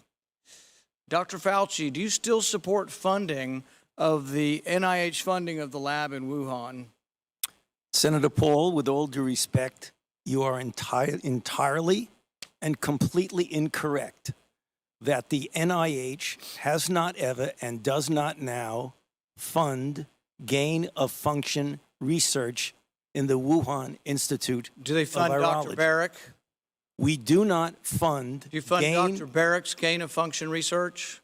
Dr. Barrett does not doing gain-of-function research, and if it is, it's according to the guidelines, and it is being conducted in North Carolina, not You don't think in inserting China. a bat virus spike protein that he got from the Wuhan Institute into the SARS virus is gain-of-function? That is You would not- be in the minority because at least 200 scientists have signed a statement from the Cambridge Working Group saying that it is gain-of-function. Well, it is not. And if you look at the grant and you look at the progress reports, it is not gain of function, despite the fact that people tweet that. So they do you write still about it. support sending money to the Wuhan Virology Institute? We do not send money now to the Wuhan Do you Virology support Institute. sending money? We did, under your tutelage. We were sending it through EcoHealth. It was a sub-agency and a sub-grant. Do you support that the money from NIH that was going to the Wuhan Institute? Let me explain to you why that was done. Oh my God. Finally, I'm glad I was watching Jason Burmis and The Last American Vagabond for so long, because they were talking about this shit for so long about bioweapons and testing and Fauci's connections. And now they're do-si-doing whatnot. And a whole time, fam, no matter what, when people were saying, well, could this come from a lab? Is it possible? Fauci was so certain, he was so sure, right here. Fauci rejects ex-CDC director's claim that COVID-19, go ahead, Oz, put this up, came from a Wuhan lab. And here it is. It just says Dr. Anthony Fauci on Friday, once again, blew off claims. Blew off claims from former Centers of Disease Control and Prevention Director Robert Redfield on SARS-2 and COVID-2 was created in a Chinese lab, saying Redfield was merely expressing an opinion. During the White House coronavirus briefing, Fauci said that the virus that causes COVID-19 was likely already spreading in China weeks before it was detected, which helped it become contagious. Okay? So that's one. I'm going to show you multiple times. He never, all the time. Here's the point. Anthony Fauci just crushed Donald Trump's theory on the origins of coronavirus. And here's what it says in this article. You can just put up the highlight. Thank you so much, Oz.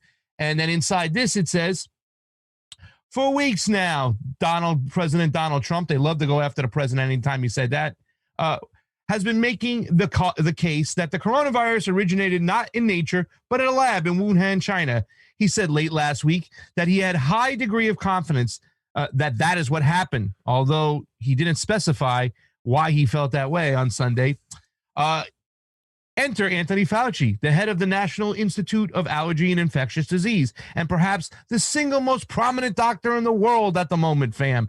In an interview with the National Geographic posted on Monday night, Fauci was definitive about the origins of the virus, which has sickened more than 1 million Americans and killed 68,000. If you look at the evolution of SARS, if you look at the evolution of the virus in bats and what's out there now, the scientific evidence, it is very, very strongly leaning towards this. It could have not been artificially or deliberately manipulated.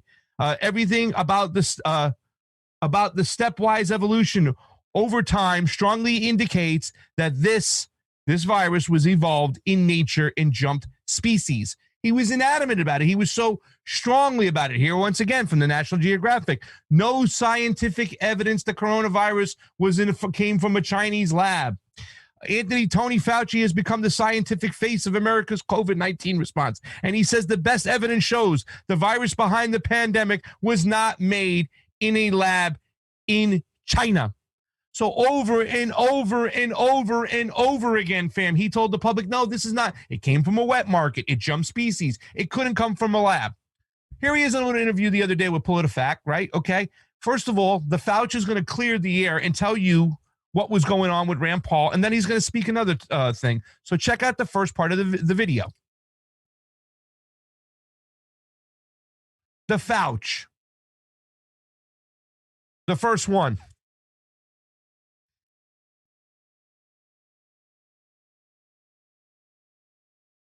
Slide number, I'll tell you right now, 28.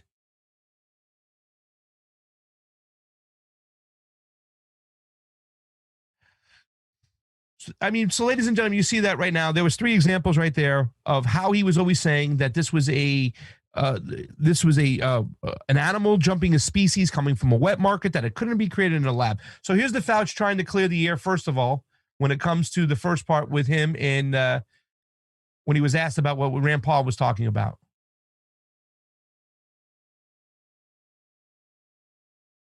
Senator Rand Paul, who you've tangled with in the past, basically suggesting that you and the NIH funded risky research that eventually down the line is connected to COVID-19.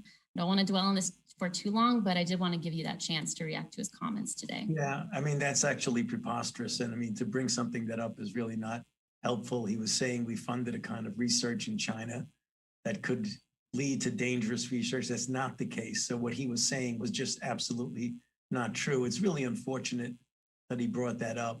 It really does nothing but cloud the issue of what we're trying to do. So it was just, unfortunate that he said that. It was said in an accusatory way that just made no sense and was not based in any fact at all. Okay, first of all, Rand Paul never said that. Like, he never accused you directly. He said there was money coming from your institution. There was grants going to do this data function testing that you were kind of sidestepping. So we have the lines there. He gave it to us. Ever since this, everybody's been diving into this shit that Jason and the Last American Vagabond have been talking about for a long time, for over a year. Going, connect the money lines. Who is that? Who is Fauci? I mean, for a year ago, they've been saying Fauci should go to prison. Even Rubenstein, right? Alex Rubenstein did a wonderful article exposing Fauci's like his hand in what happened in Haiti with the AIDS epidemic.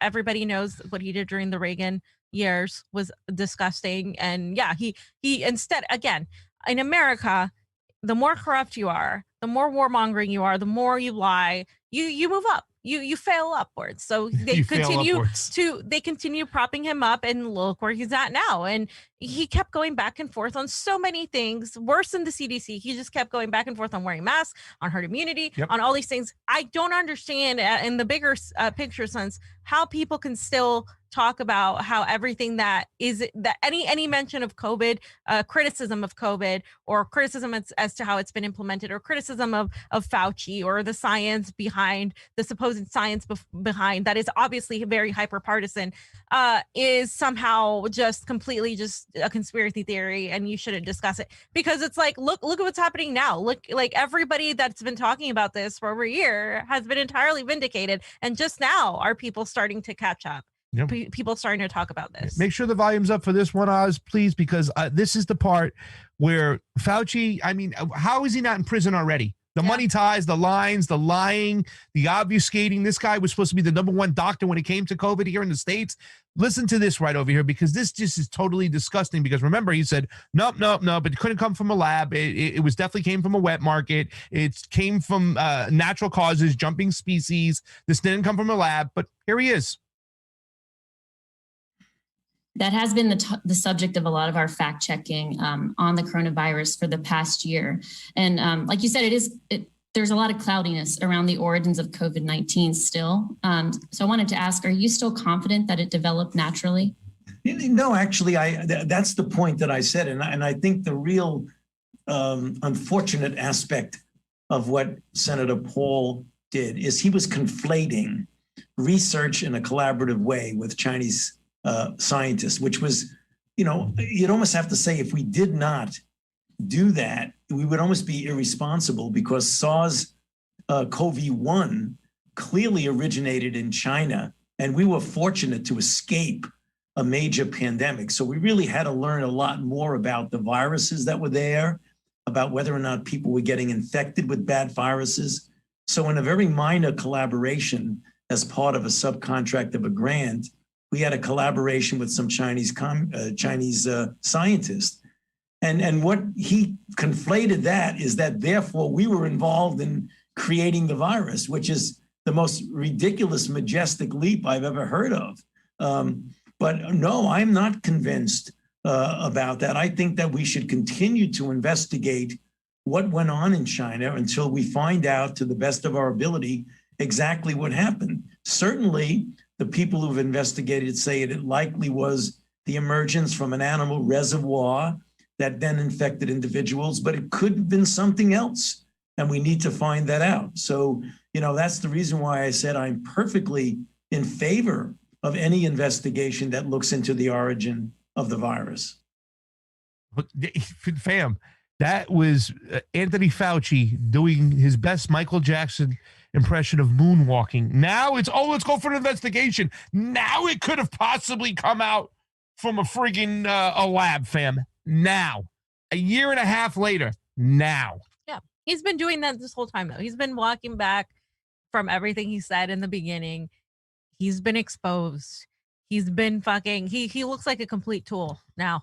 Nobody has any trust in him. Even people who used to like him in the beginning don't have any faith in him. So again, now that more people are questioning COVID, be open to what if I personally believe this, and I can't 100% prove it, obviously, but I personally believe that COVID is a bioweapon of sorts produced.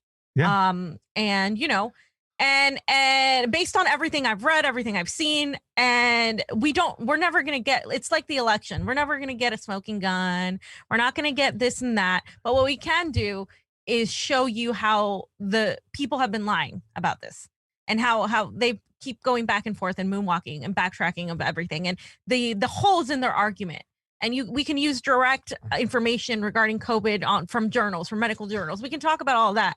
That's all we can do, because we can't really 100% for sure say, because there are people in power that don't want you to know what's actually going on. This is why so many people were confused. They're like, what's going on? This is why people don't trust the experimental vaccines, because if you're being lied to on one end, what do you think about everything else? Yeah, it's totally disgusting.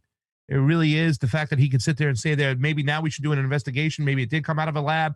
You're scared shitless because you have a lot of money ties and grants and sanctioning this type of testings, these gain of functions. And big ups to Rand Paul for pointing this out. I'm not going to go to Rand Paul if I want Medicare for all, or for climate control, or for climate justice, because I know he's not going to be there with me. But I will tip my hat off to the times he does make good statements and whatnot. And also the fact, too, as well, is I don't trust Big Pharma, fam. I'm never going to trust Big Pharma.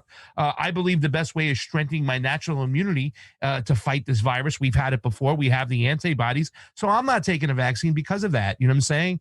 Definitely not right now at this stage. I'm going to wait a couple of years to see what's going on. But also Rand Paul and Thomas Massey here. He made a tweet about Rand Paul. He says, good for you, Rand Paul. I am too declining to take the vaccine because I previously recovered from SARS-CoV-2, and it's unlikely I would benefit from the vaccine at this point.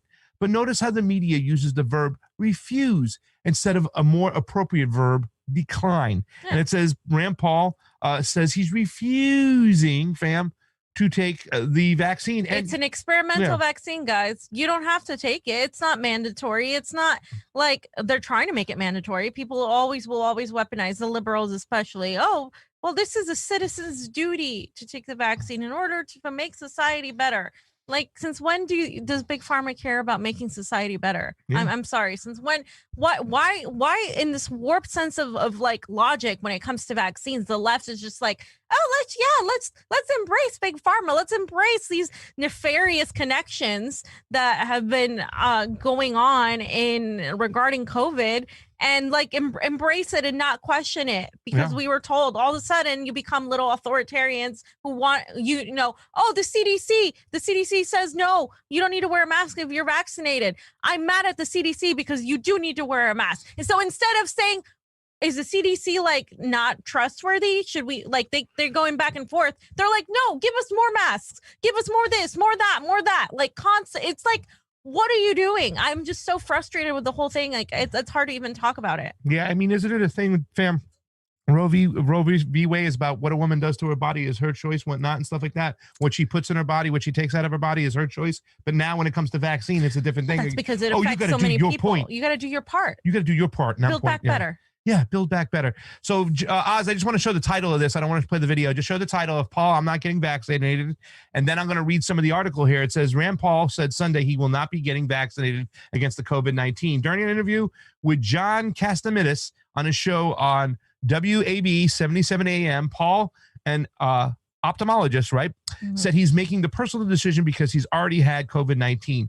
Paul tested positive for COVID-19 in March 2020. At the time, he was the first known senator to have contracted the disease. The Center for Disease Control and Prevention, the CDC, recommends that those who have recovered from COVID-19 get vaccinated anyways, because experts are unsure about how long a natural immunity lasts. So if they're unsure, then why the fuck would you do it anyways and stuff? Why wouldn't you just make the personal choice and say, I'm going to do it or not going to do it? And like you said, fam, as soon as he put that out there, here comes the little friggin', what's the word? The shit lip brigade. The shit lip brigade. Yeah, they're out there and stuff with their fucking goddamn virtuality cloaks and running out there and saying all this bullshit. They attack him right now. You don't. This is Republicans against Trumpism. This is the next one. Let's get to the tweets, Oz. Next one. Next slide. All right, first one. Here we go. The first one. Republicans against Trumpism, right? It says, Rand Paul just announced that he will not take the COVID vaccine. RT, if you think he's a moron. And then I have a shirt that said, did you get the jab? Get our shirt right here. Disgusting. I got the jab 2021. Wow. So is a cucks for the authoritarian states. Here's Jason Overteen, another one. The next tweet. The triple dick of the day trophy goes to Marjorie Taylor Greene for comparing House mask mandates to the Holocaust. Rand Paul for saying he will not get the vaccine, and Roy Blunt for saying it's too early for a January 6th commission.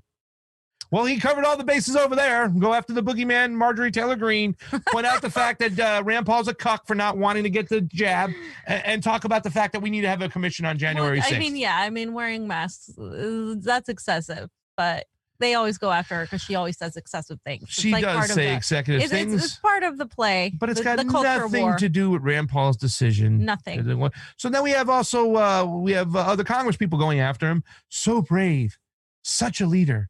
So manly. Rand Paul, I'm not getting vaccinated. Just make fun of him. Adam Kinzinger, who was one of those Republicans against Trumpism. You know what I'm saying? Yep. And then also with the last tweet I have up over here as well. I mean, it's just disgusting the way they went it. Rand Paul is correct. The vaccine won't work on him. It requires a human host. Wow. You're smart and funny. Not. So that's my issue, right?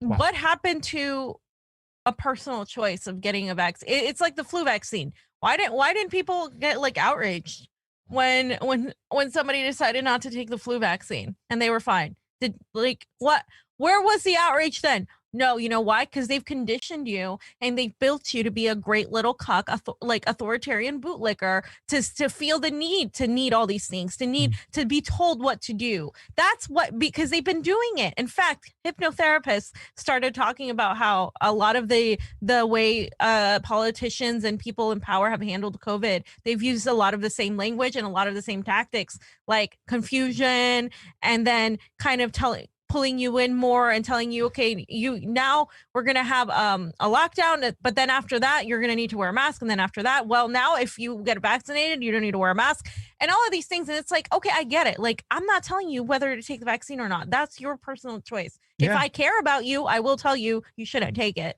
But that's just my, that's my personal concern based on what I've seen with the vaccines. Now, if you take it, that's fine. I'll still be your friend. I'll still talk to you. I have zero problem with that. I'll hang out with you too. Oh yeah, we know you. Because I got the natural immunities in me. So, but at the same time, I expect the same.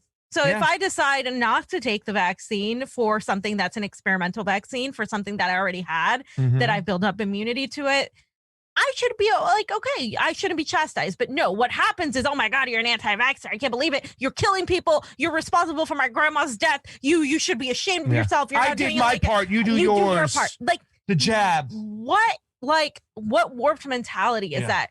You like, how dare you say I'm not empathetic? I've known people have died in my family from COVID. This is not about that. This is about the fact that it's a 1%.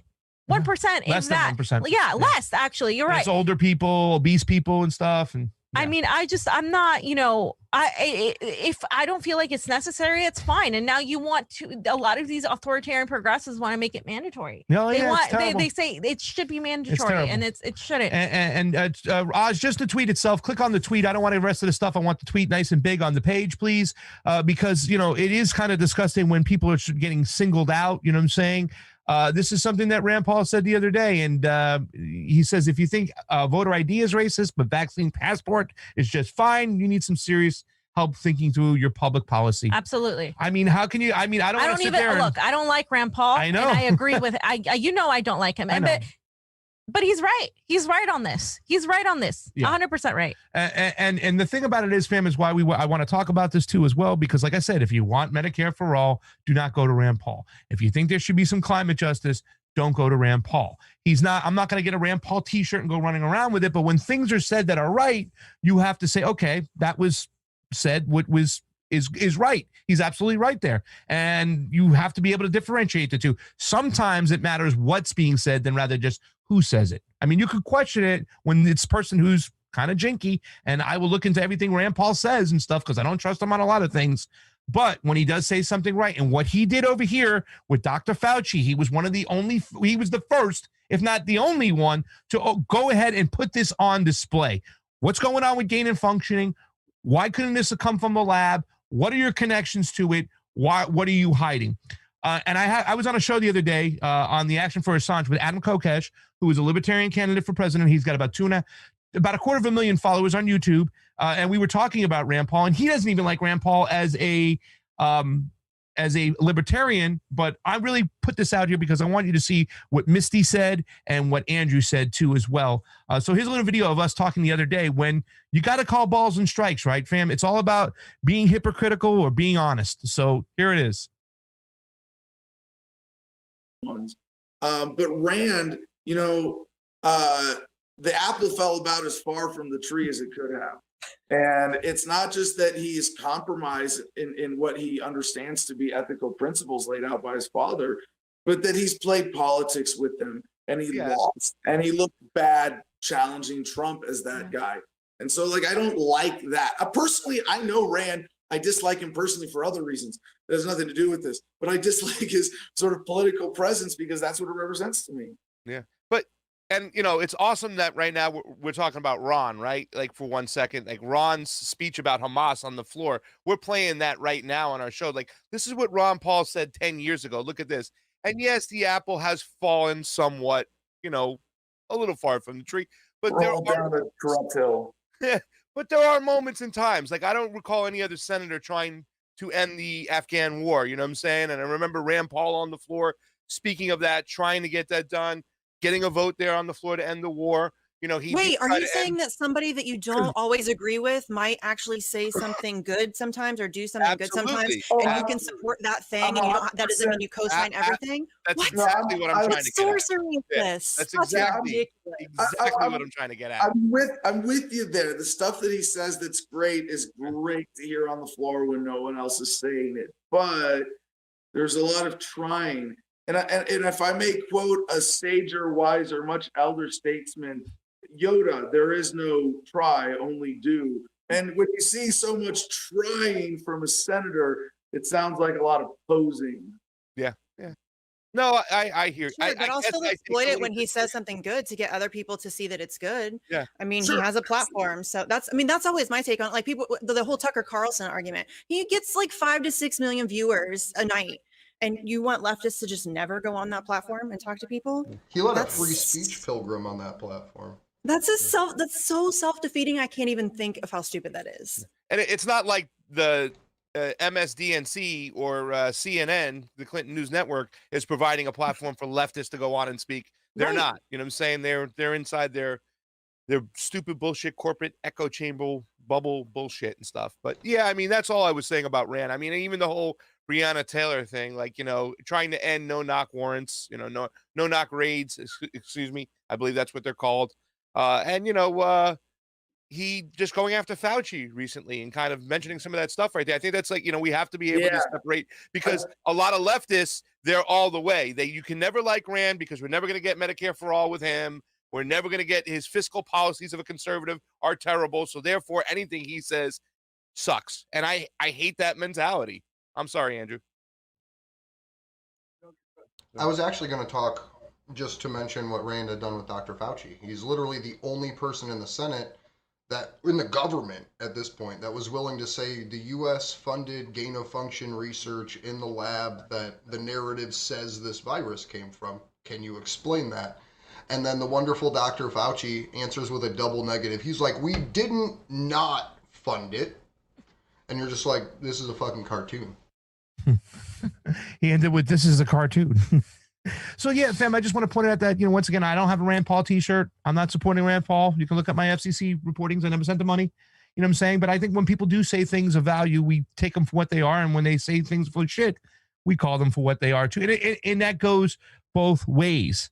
And that's why that next, I don't know if you want to say anything like that, because I have to say something negative about somebody who I supported, and I have to call out right now because Tulsi Gabbard, you know, as you know, I supported her and I was a big advocate of hers. And I thought she was better than most politicians, but she still is a politician. Mm-hmm. And her silence right now on the Palestinian situation is not okay. No, it's not okay. Her last tweet about Mayor Lightfoot's blatant anti-white racism is, what's that word? I can't see. It's not big enough for me. Oh, abhorrent. Thank you.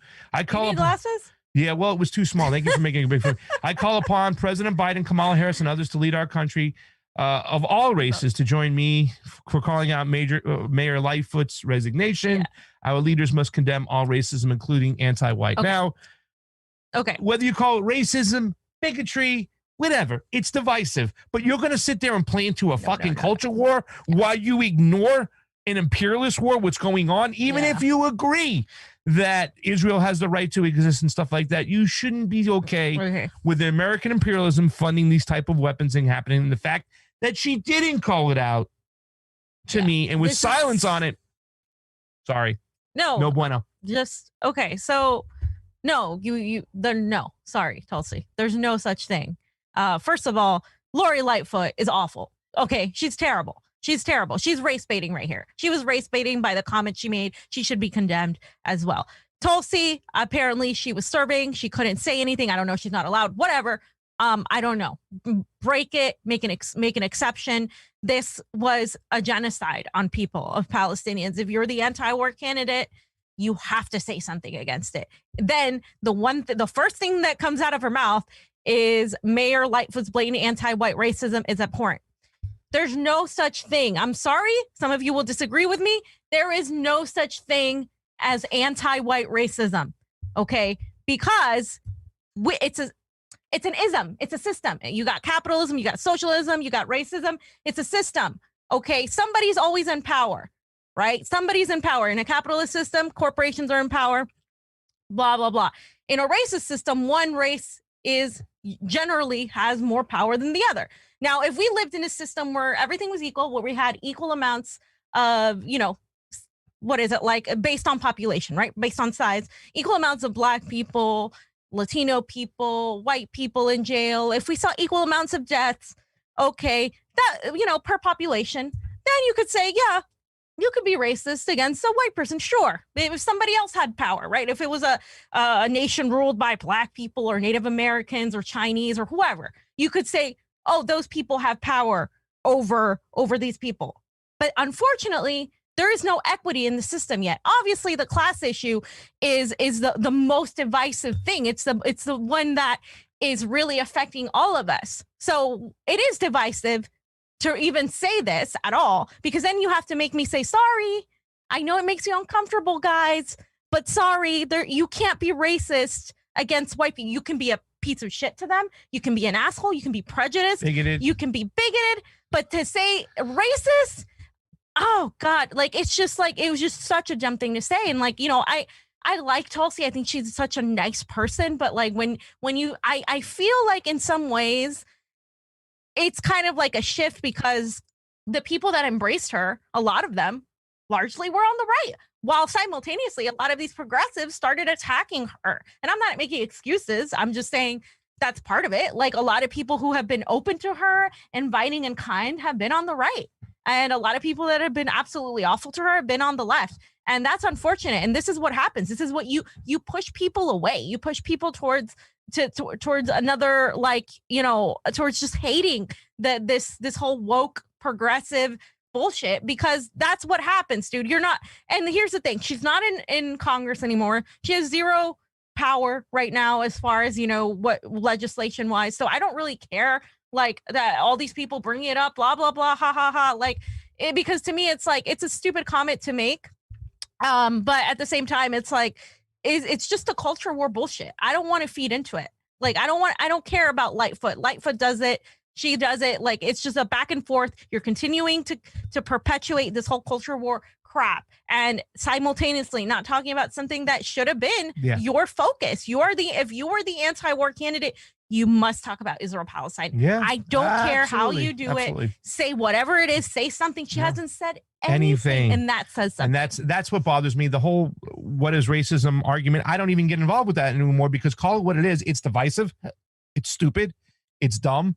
But to me, the big issue is the fact that she is silent on this while she's perpetuating this bullshit. You know what I'm saying? I'm sorry. I was just like, come on, Tulsi. Like, I'm sorry if you were the anti-war candidate, and yes, I know you're not in Congress anymore, but her silence right now on this whole situation to me is just, it's deafening. It's just, it hurts, because I really think, once again, even if you agree that Israel should have the right to exist, you shouldn't be okay with the fucking treatment of the Palestinians getting butchered by all these missiles in such a short amount of time. And it's children, women. You have to speak up on this stuff. You know what I'm saying? So that's where I was lost in this whole situation. But she's always been for a two-state solution. That was one of her weaknesses, that we've asked her that question, I believe, or we were there when she was asked that question. You know, the Middle East has always been, in my opinion, her weakness, as has been the Latin America. Yeah. And you know, I knew nobody was good enough going into this primary when it came to Israel-Palestine, when it came to the global South, when it came, you know, I asked her the question on Bolivia. Like, these are things that we know. We know. Like, I expect people who are running for office who are going to deal with foreign policy to know more than I do. Yeah. And the vast majority of them, if not like all of them, don't know shit. Yeah. And how do I have time to do that, to look at this? And they're making laws. They're writing legislation. Why do I know more than they do? Yeah. I think she was good in the Middle East, but she was bad on Israel-Palestine. Nobody was good on Israel-Palestine, and nobody wanted to stand up to this machine. There was that whole, like, you know, Muslim, the terrorists and all that. Well, aspect. the fact because there are actual the moderate rebel thing you're talking about. But the ones that we created, you know, those exist. But there has to be definition between those the U.S. backed, U.S. created, blah blah blah, moderate rebels, quote unquote, and the actual like groups like Hamas and Hezbollah who have been vilified and who exist because of us, because of the very empire, and like as a resistance, like that has to sort of. I think she could have differentiated that. They better. used the Hezbollah fucking thing on a question against her in a debate, and it's like they used it against you, girl. Yeah, they used it against her. They try to attach you to Hezbollah. Which I is mean, you know what I'm insane. saying, and she had to laugh it off. And, she's with Bashar al-Assad, she was great on that. She was one of the few people that needed was to get better in the global vilified. south, though. She did. Oh yeah, She did take her time. Came out with a statement on Bolivia, which was great. You know what I'm saying? She took a week to get there and stuff like that. It's been over a couple weeks now for the Israel-Palestinian thing. I wish she would say something. Anything. Pick a side, any side at this point. Just say something. The silence to me is just awful. I hate the silence, and I get it. You're not in office anymore, but you need to say something. And her being silent on this was really, really bad for me. This to me is like, wow. You're just a politician at the end of the day, and I thought you were above that. And that's something like, the Sky Daddies have been telling us, and all these, some of the Fred Hampton people and stuff. And, they must be licking. I see Samira Khan with a cigarette going, I told you. You know what I'm saying? And this is a situation, I have a lot of Tulsi supporters that watch the show and friends of the Tulsi groups. And I love you out there and stuff like that. But the silence on this right here. You got to call it balls and strikes. Balls and strikes. You know what I'm saying? That's the thing. That's a Peter Lavelle saying. This isn't no matter who's up at bat. Yeah. A ball is a ball. A strike is a strike. Politicians will be politicians at the end of the day. Oh, God, fam. It was upsetting. I mean, Bernie, I mean, as a Bernie supporter. Yeah. I mean, no, like I said, no politician is going to be without disappointment, right? That's a game. And guys, thank you so much for building the Rokfin channel with us. Since YouTube has given us the, we have 103 thumbs up and 1 thumb down. Only 1 troll in the thing today. Maybe it's not a troll. Maybe it's just somebody who's upset. Well, maybe we have a Dr. Fauci lackey out there that's really, really mad. I'm the crazy communist that just went after, 100 people watching right now. That is so awesome. We love you guys. Yay. Balloons drop. Happy hour today. We need therapy in the form of keep talking about happy whiskey. Hour. We're going to happy hour, fam. After hearing that AOC, I need happy hour. I need to have vegan appetizers and nice shots in front of me today to get, that's the therapy I can afford. That's the therapy I'm going from. Jim Garrison, thank you much for the super chat contribution. Super Ray contribution, as always, preaching on the couch. It says, watching on Rokfin. Jim, we're watching you. Jim, thank you so much. Thank you for being a longtime supporter. Embold Fate, I know Fauci's a liar. I'm just worried about Trumpers will use this data to support more Chinagate bullshit. True. That could happen. But it ain't just Chinagate when you start following the money. And then this is something Burmis has said on the show. Don't start jumping to the China nation state bullshit. This is our money here. Yeah. Fauci granted grants and money. This is about us cleaning our house, taking care of our responsibilities. I don't care what they say, Emblem Fate. We need to clean our own house. Emblem Fate, thank you. Bubblegum Douche. Don't you love that name? Bubblegum Douche, thank you for the Super Ray contribution. The last time there was such an aggressive and total propaganda push on all fronts gave us the atrocities committed in the war on terror. Before that, rights were stolen, lives were destroyed, and profiteers enriched by the war on drugs. What's really going on with all this COVIDosity? I can't say COVIDosity or I think COVIDosity. I don't even know how to say that right, but thank you. I know what's going on with all this COVID craziness. Who knows what they're trying to do? Every single time we have a situation like this, they take away our civil liberties and they never give them back. They increase the security state. They increase their foreign policy. It's okay. You know we're going to have the great reset and we're going to start over, and billionaires and corporations are going to be in charge. And it's going to be great. Klaus Schwab is my best friend. We're going to have tea together. I'm excited. Build back better. Build back better. ARAM left us a nice little parting gift, the nicest one of the day. Thank you so much. So much to the good. Who so good as you, so good. Every day, in every way, you're getting better and better. In with the good, let the sun shine in. Be the ball. Don't try to do. Thank you so much. I love your poetry. We love ARAM. ARAM, that was poetic. You're a poet. Be the ball. Be the ball. Be the ball. Oh, guys, we've had of course, a long show as usual. Yep. But you have something coming up soon? This Thursday, we're going to do a show. We're collaborating with our friends from Roar Media and Shanda. Nice sneakers. and we're going to have Johnny come on and show you something. But this Thursday, check it out. To Hell and Back. It's a collaboration between Roar Media and the Convo Couch. It's an in-depth look at addiction and recovery. 70,000 people die every year from opioid addictions. Many more die from lack of health care and being addicted to different drugs. There's everything that's going out there when you lose your health care or you lose your finances and you're addicted to these drugs that your doctor gave you. You can see the pill right there. You can take us off the screen 1 second, Oz, and show just to Hell and Back real quick. When you see the pill, they give it to you. The man in a white coat. A lot of people trust their doctors. And we're going to start off the show this Thursday. We're going to talk about Shanda's personal story and how she got addicted to opioids and how she battled back from it. But some people aren't as lucky. They don't battle back. I have a friend of mine in North Georgia who I speak to on a regular basis now. It's awesome. But for many years, she would go blank. She would go distant. She had an opioid addiction and she needed the crack and she lived on the streets. She lost her children. There's so many people who lose more. And there's people who are just born into poverty. They're born into addiction. And we're going to talk about this story. We're going to start uncovering this story because a lot of people aren't talking about this. And it's really, really disgusting. So To Hell and Back will start this Thursday at 6 p.m. following Slow News Day. Check us out on the Rokfin. We'll release it on the YouTubes the next day, but for the Rokfin is where we'll have it. Oh, Johnny, what do we got right here? Ooh, this is a nice one. Oh, Here you go. Hold that up. Hold that up. All so right. we're gonna have our mask when we go out today. Oh God. It says vegan, but we'll eat the rich. Defund the Pentagon. So tell them about our store, the ConvoCouch.store. Okay, so we have a store called the ConvoCouch.store. So guys, there's gonna be Oz, can you look it up? The ConvoCouch.store. Yeah, it's the ConvoCouch.store. And if you could try to find it online, Oz, that'd be great. But basically, we're gonna have accessories like masks, pillows, mugs, and yeah, they're gonna be up there. But we kind of delayed a little bit on the shirts because we're progressive. So we wanted to find American-made shirts, and it's like really difficult. I have gone through other content creators, and most of them, I haven't really seen that they're American-made at all. They're definitely not union-made. And because of how, we see the exploitation of the working class abroad, we don't really want to contribute to it, but we're really having a hard time finding shirts that are made here at a decent price that doesn't literally just rob us of every single cent that we have, because it's ridiculously expensive, and of course it's by design. So we're starting out with the accessories, the mugs, we have a bag, a tote bag too that says vegan but we'll eat the rich. That's one of my favorites.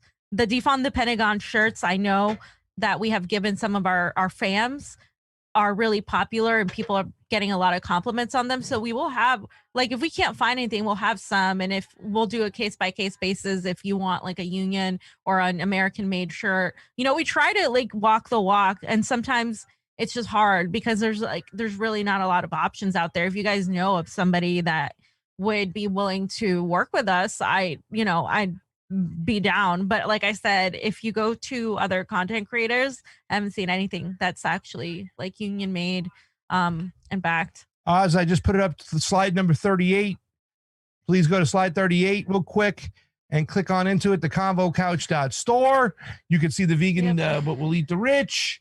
Here it is, the Convo Couch mugs. I know you guys have been asking too for shirts and stuff. So it's not like we don't want to. We're just trying to be as true to who we are as possible. Yeah. So that's why the shirts are still coming. Yeah, but you can go get a beautiful pillow, the Convo Couch pillow. You Look can at have it. pillow fights. So soft. Boom. You can have fucking pillow fights But This okay. pillow's stronger than the other. Yeah, I know. It's a nice pillow and It's a stuff. nice pillow, There's guys. some mugs. We sent some off to the Oz fam over there. We kept this one vegan, but we'll eat the rich. You can see that right there. Yeah. And, we have a bunch of other things you can get. So go on to the Convo Couch store. Take a look at what we got. Order on up. That's it. Johnny, you got anything over there? No? Nope. Oz, you got anything you want to say to end the show? I'm just good. I thought it was a great show today. Thank you. I took my mic out of the stream because it's probably echoing, but thank you. Go check out Roar Media, guys. They're on YouTube. They're on Facebook. They're on Rokfin with us. They're our brothers and sisters. Another great show. Sorry I didn't mention them today. Just a great show. The Dive, Shanda Masta, Amber, and these people have gotten the streets with us, ladies and gentlemen. They've marched with us in DC, in California. Fam went up there and spent some time in Seattle and Washington with them. Don't worry, guys. I'm coming back. They are fam. They're fam. So please check out Roar Media for Pasta Jardula. Fiorella. Oz on the 1s and 2s. Convo out. See you, everybody.